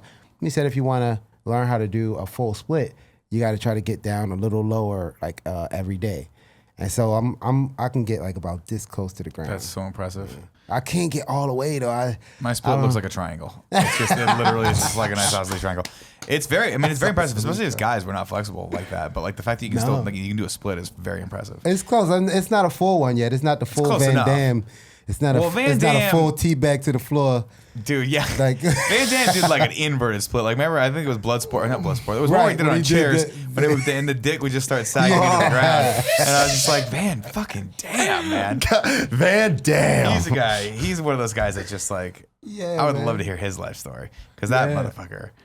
Oh man, I'm sure At it had what point I'm did you sure it know had a you lot wanted of to blow split? involved. Oh, probably. Guaranteed it did. Well, first we did blow, and then we. Fucking kick shit real hard. They split into each other. Yeah, the one thing about E3, bringing it back to topic, that I always thought was fascinating was that people do in fact wait in those lines. Coming from IGN, where I always have press appointments, right? So I never had to wait in one of those big long lines to even, like, people wait in lines to see the demo for things. They won't even play the game. And I'm like, what? Like, you're that big of a fan about this thing that you're gonna wait for 3 hours in the hot sweatiness of the E3 show Dude, floor? Man, I I just there. can't do it, man. That was that year that the Wii U came out, and I freaking met Reggie. Oh, you're Reggie? Yeah, I was just like, man, this conversation should have went longer because Kevin wasn't there. I wish I could have just nudged him and was like, hey, that's Reggie. We need to, whatever. Yeah, we need to talk to him. But he was like, I was like, hey, man, I'm SisQo. He was like, hey, I know who you are. And I'm Reggie. I was like, cool. I'm Reggie. Look. Look at me, I'm Reggie over here. Yeah, I mean, we've talked about it before. Horrible. That was very much an Italian, like, mobster. I just mentioned that. Italian mobster Reggie. Joe Pesci. Yeah, it's what's interesting about the lines and this being open to the public is I think the public who will want to go to this show are used to it from PAXs and stuff like that. But I stand by the fact, my concern is I don't know if E3 is going to treat them as well as PAX treats fans. Because E3 is a media focused, you're getting, here's the thing you need to know about, or your games stop. Yeah, right. That we want to see. Yeah. This is why you need to buy the game or whatever. And so how some people are going to be really good at saying, I bet Atlas is going to be awesome at everybody get in line and play our games or whatever. Atlas. And then Don't they do Persona? yeah. Persona. When does that come out? I forgot when everything April. comes out, man. They messed it up for me. Zelda, damn you! These all-time freezes when you had Zelda. Yeah. Like, Oh, where did my man. year go? Yeah. You know, I'm interested about the E3 thing. I think that, I mean, my first E3 I attended was as a fan. Sure. Because I won the contest or whatever to be there. And You even won a contest? Yeah, it's a whole I don't story. think I ever won a contest. Tim doesn't You won okay, the contest let's- of life. I was going to say, you're You you won that fudgery contest Yeah. to travel the world in fudgeries. You got second at the talent show. It's close enough. The thing about Tim is that Tim doesn't win contests. Tim figures out a way to Mike schemes it. scam the contest. Mike. Or scheme the That's contest. the way I to Go should do say. get it. Mike, right? Yeah, go get Mike. I swear to God. Man, and there's it's worked. two things I live 9 by: out of 10 skate times. better and go get Mike. Like I'll never forget. This is a perfect There's always a Tim Mike. slash Kevin. There's Crawler always a story, Mike. right? We're at I think it was the Square meet and greet party that we co-sponsored with Square. I think it was PAX last year. Yeah, PAX East I wanna last say, year. right? And they had this balcony area that all the VIPs were supposed to be able to go up on, but they closed it for some reason, right? And the guy working security tells Tim, he was like, "We have to go get the manager if you want to go up there." Tim goes, "Okay." Walks over, grabs Kevin, and Kevin he didn't even say anything to him. And I'm, by the way, like, I'm witnessing this, and I can't break rules. I'm about any moment to just give up everyone and, like, have these Sir, guys there's like, been a misunderstanding. I'm like, He's you're not all- the manager. I'm like, I know these guys are my two really good friends, and they're my business partners, but they are fucking lying right now, and they should be penalized for that. But so Tim walks Kevin over to the guy. He's like, "This is the manager." Then, by the way, the guy's like overhire for the event. He's not like staff. The guy's like, "Oh, you're manager?" And Kevin's like, "Yeah, I'm the manager. Whatever this guy wants, let him have it." And the guy's like, really? He's like, yeah, That totally. is He's so like, awesome. He's like, you don't want me like coming down on you. And the guy's like, I don't want that. So he just unpins it. We go upstairs. I'm sweating. I'm shaking. I'm like, this is not in my code of conduct. I forgot don't about understand that. That was funny. fucking awesome. That was Tim Gettys moment awesome. right there. That was awesome. You guys need to do one of the animated things for that. Oh, that's not a bad That would be idea. fa- As a matter of fact, that was it. You got the sound bite. Now you got to do it. You got to doodle, Zach. Perfect. Make it happen. Oh man. Yeah. Because it's funny because Kevin Peck, my manager, is the same way, dude. He takes care of you. We'll start off. He doesn't take does, shit. man. Much love. That waitress man. today, we weren't Big happy bro. with her. Where were the lemons, Kevin? You know what I mean? We're right there together, you and I. He nailed it. She eventually brought the lemons. And she brought like a whole lemon But she tree. brought, exactly. She was brought the like, passive "How many aggressive lemons do you lemons. want?" Dude, he's that guy that like I'll say I want to go like do maybe some event like when we did E3, we came to see y'all, man. We left with contacts and swag bags and we had consoles and it was awesome. And so I guess it's a part of the biz. Yeah. And see, because Everyone needs a Kevin. I'm Greg. It's like we kind of that. Like with my group, I'm kind of like the front man. Even though like our fans know all of us, Sure. They used to see me like kind of in the front. But Pinocchio's the one that talks. Like when we doing interviews, dude, I like sit back and man, he's the rock star. He actually has a rock band called Bad. That's an awesome name. BAD, which is what is it again? What's it? Black Angel Down. Okay. And they actually like do like for real rock music, right? And he did a rock version of that song from Rush Hour, How Deep. Oh, yeah. nice. And we like performed that in our show, and it's like it's dope. He's the show. So like and that's why that was bringing it all full circle. I know I came off topic a little bit, but just bringing it full circle with. Have you listened to this show, SisQo? I was just saying the reason why I kind of connected with you guys because what you do is very much so like a boy band or Thank you. some rock. You just made Tim Gettys day again.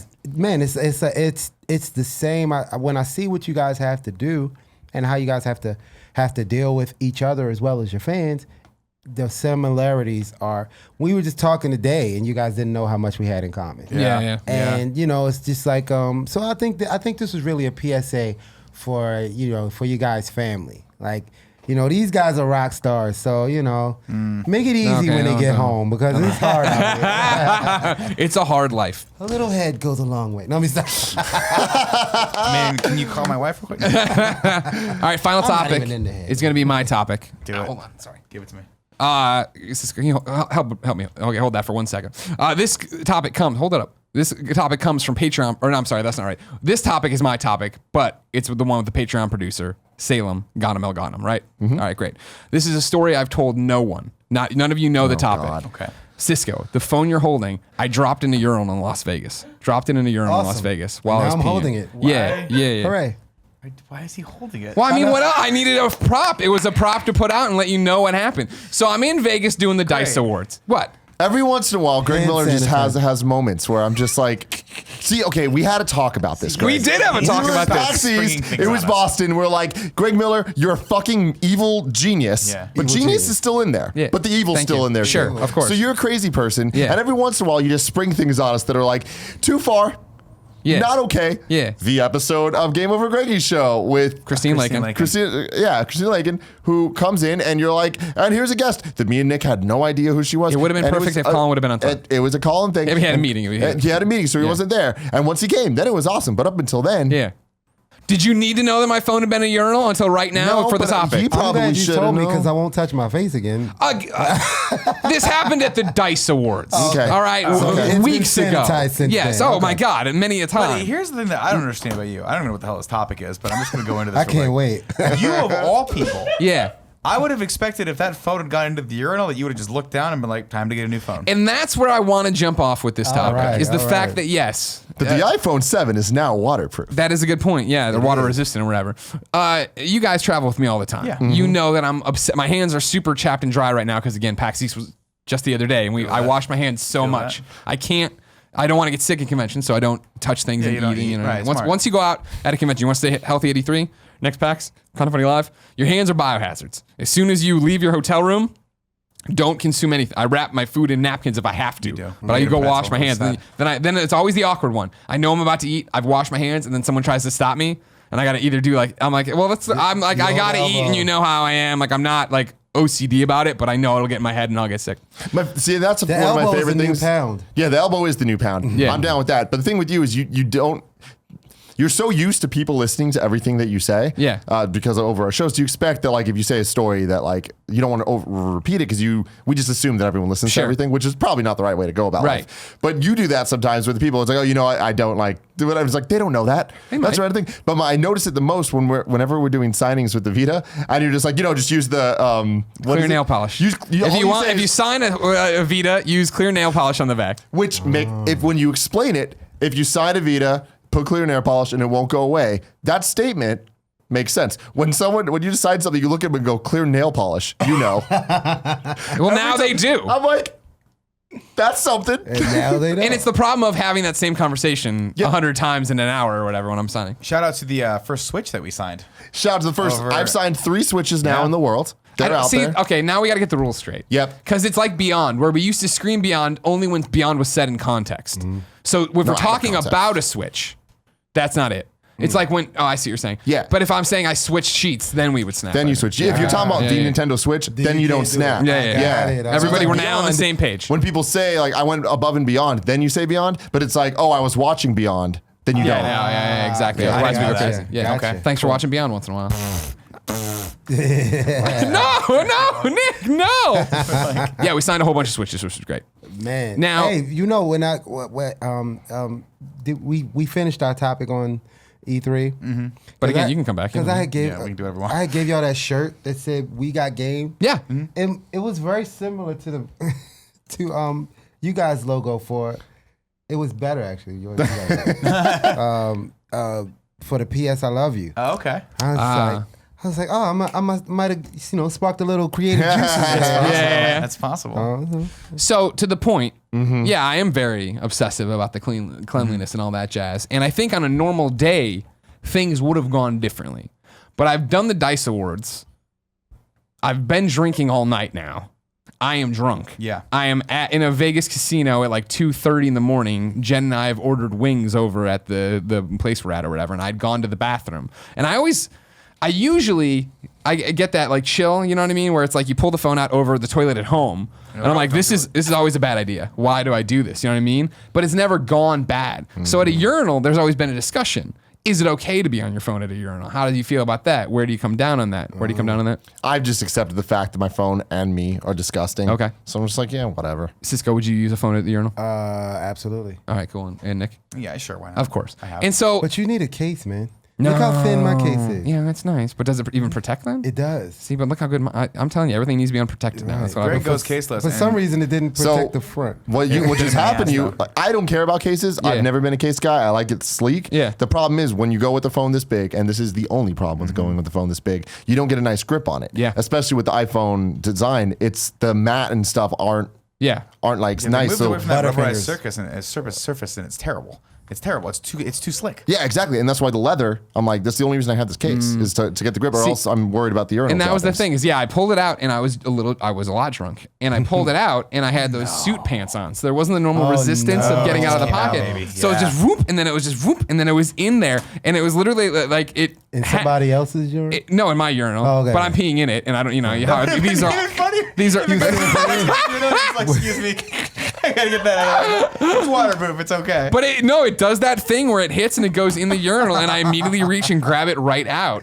And there was that moment of like, man, I'm proud of myself for doing that, because it was instinct. There wasn't a thought of like, what do I do here? And then I finish my business and go over there, soap and water my hands, soap and water the phone. I'm like, we're already wet. We're already wet. We Like already here. we're already in here. What's gonna happen? You know what I mean? So I do it. And it still works. Then back into my pocket, then wash the shit out of my hands, then the phone's now a biohazard. I'm drunk and I don't have time to worry about this. So I eat my wings over there with my clean hands, don't do anything. It's not till the end of the meal where I'm done that I take it out and do anything on it. Is it still working? Is it not? Blah, blah. But then it is the next thing of waking up sober and being like, fuck. What did I do? This is so gross. What have I done? And it's like, and I'm like, well, urine sterile. Like that's the common held belief. I Google that. That's not true. Urine not sterile at all. I'm like, fuck. God fuck. damn you, Survivor. And so then it was like, I go downstairs and I'm like, do you have the alcohol wipes in this casino? And they're like, no, we don't. But they had hand sanitizer. And you look that up online. Not supposed to do that either. But again, at this point, I don't care. call. What do you want me to do? Because I was going to get the hydrogen peroxide and the mothballs, the cotton balls, and do that. Set it with the hand sanitizer, rub that in. And then it was like a week of, I still don't trust you. I still don't feel right with you. I don't Really? trust you. Well, it's just in your head. It's in my head that hilarious. happened. And then finally it got I back don't to... think You need an I don't alcohol think wipe germs on it, can it's last fine. that long. No, they can't. No, I mean, I know that. Yeah, but it was like, this was a mental hurdle for me to come Yeah. over for a long time. Especially the first time it was like, I gotta put it to my... Nah, man, it to because my cocktails. dude, I know the feeling. Like when we're doing shows and stuff, and sometimes you got like that really hot girl that wants to be right up on you, and I don't know if it's because it's hot or maybe excitement, but people perspire. And Everyone's perspiring. a when you're lot of shows, yeah. different, just fluids are just. You don't know what they are. Yeah. You don't A lot know of what's juice is going flowing, on. yeah. Sure. Oh, yeah. The stranger And, is grinding on you. When you do those panels and stuff. That's not the same It's kind like- of thing as your it's a life, little but yeah. different. No, Yeah. no, I'm saying Same thing, because when we do like meet and greets, Yeah. Sure. it's like a real long line of meet and yeah. greets. Yeah. And that girl that's been standing there meet and greet that may be a plus size woman who has like a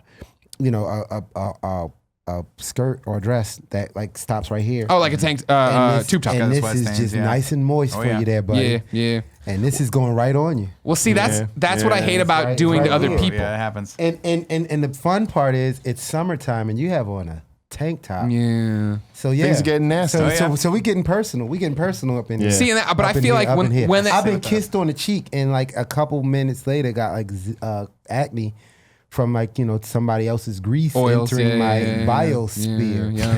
So It happens. No, See, it's- I feel like I give as good as I get with the fans. you definitely do. When they come over and they want, I'm like, all right, I'm Yeah, sweaty. we're It's going gross. in. What's Yeah, up? it's Well, right. I know. I was in that pink I'm cutoff gross. By shirt the all time I day. get back, I'm gross. I got everybody's stank is what on it me. is. Yeah. Like I Yeah. just came from an orgy.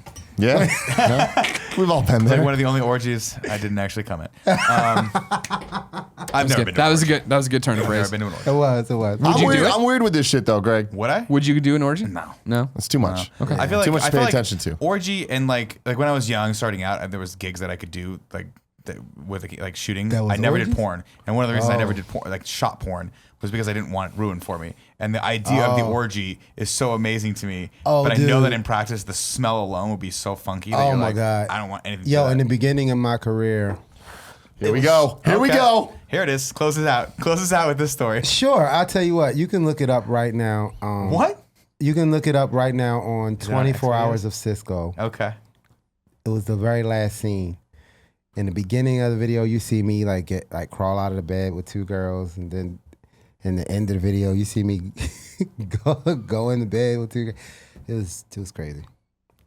Yeah. See, the thing is, we The can't. two girls thing. I mean, can't. that's a lot of confidence there, my friend. I It tell you. is. I don't have that confidence. I barely have enough confidence did. to I've got enough for everyone. God bless you It for it was because awesome. I barely have enough confidence to coerce my wife into having sex with me once a week, let alone two women who Yeah. I've never met before. Oh, believe me, I Coerce know. maybe not the right word to use. Oh, believe me, I know. When you get to hey man, when you got two toddlers in the house, Making times hard. making time is It's an art form. it's like a double Dutch. So here's this isn't at all related to the P phone topic, but again, we're wrapping up. We have SisQo here. How do you think about yourself now? Because you talk about, okay, the first record deal not going anywhere. You told everybody to fuck off in high school. That was a humbling experience, right? And then, of course, you become SisQo. You have a TV show, clothing line. You're killing it. Your music's doing all these different things. And then, I remember when one of the most encouraging letters we got when we broke away to do Kind of Funny was from you, where you're like, you don't know it, but your storyline's a lot like mine. And the fact that I just left a giant, corporate or a giant label that is doing all these amazing acts, but I want to do my own way and do this different stuff. And it was very, very scary. Yeah. It was very scary. How do you think about yourself now? Do you still have that the Dude. confidence and you're this crazy Yes. young, okay. Man, I freaking love it. I mean, you guys know the freedom of, it's almost like one of those things when you believe in yourself, and then, you have that confidence and you just kind of have that foresight in what you're doing, and you know that you have something. You're like, I know it's something here, and I'm not gonna give up on it. It resonates, and you see, man, it resonates. You know, I'm here. Different people from the industry come. The Kind of Funny fan base continues to grow. It's because that love that you have, it goes out, and it's not stifled. It doesn't have a ceiling on it anymore, in my personal opinion. And it was just because a lot of the things that I wanted to do, like for instance, me dyeing my hair blonde was something the label didn't want me to do. Like I was, they asked me to, cause my hair was I had like a curly fro. In the beginning, it was blonde, and they wanted my natural hair color, which is like almost jet black, like my eyebrows. And so I cut all my hair off, and that's how I had the Caesar cut. And then on the set of our video for Thong Song, I went in the bathroom and dyed my hair back blonde. And I came back out, and they was like, "What the hell are you doing? You're gonna ruin your career, la la la." You're like, it's the Michael Jackson plan, man. Dude, I gotta do it. It ended up being look. the one thing that set us apart from like the 112s and the jagged edges. It set us apart. We were the group with the guy with the black guy with the blonde hair, and now everybody's dyeing their hair blonde. You know what I mean? So, I mean, I was like, somebody asked me, did I go see President Trump the other day? I said, no, that was Kanye. It was like, so man, at the end of the day, it was being able to have those wild dreams of something that you want to do. Like I know when you guys first said that you wanted to do the Kind of Funny show, the Kind of Funny live show, you didn't know what you were gonna do, but you did it. And I heard you guys talk about when you showed up. It was like you were surprised that so many people showed up. Yeah. And then the next year it was even bigger. And then this year it's gonna be even bigger. It's like I think the moral of the story is, man, just never let go of that dream. Realize that you guys are stars. When you say, two of the coolest guys in video games, and just, once you realize that you're stars, like I said, once that star leaves the Earth's atmosphere and goes above the world, and it's no air up there, but this is where you're supposed to be. So you don't need air, and you realize you don't need air. I proved that I didn't need Def Jam for our brand to sustain. We perform at sold out shows every weekend. Like I did 5 shows back to back down in Oakland, down at Yoshi's.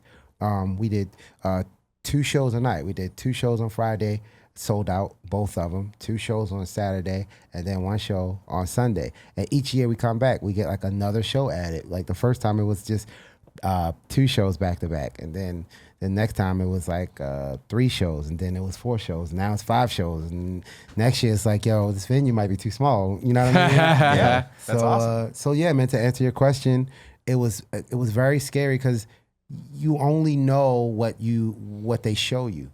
Like people don't know that I'm performing every weekend, and instead of taking it like I don't take it negatively, I use it to my advantage because I'm like, oh, for real? Oh, well, you should come to our show, or you should have me come perform. And then when they see me perform, it's like, oh, fuck, I forgot how dope he was. So I like use it to my advantage. I make lemonade out of lemons, Hell yeah. SisQo, you're the fucking best. You really are the fucking best. If you didn't know, ladies and gentlemen, this is the Game Over Greggy show each and every week. 4, sometimes 5 best friends gather on this table, each bring a random topic discussion for your amusement.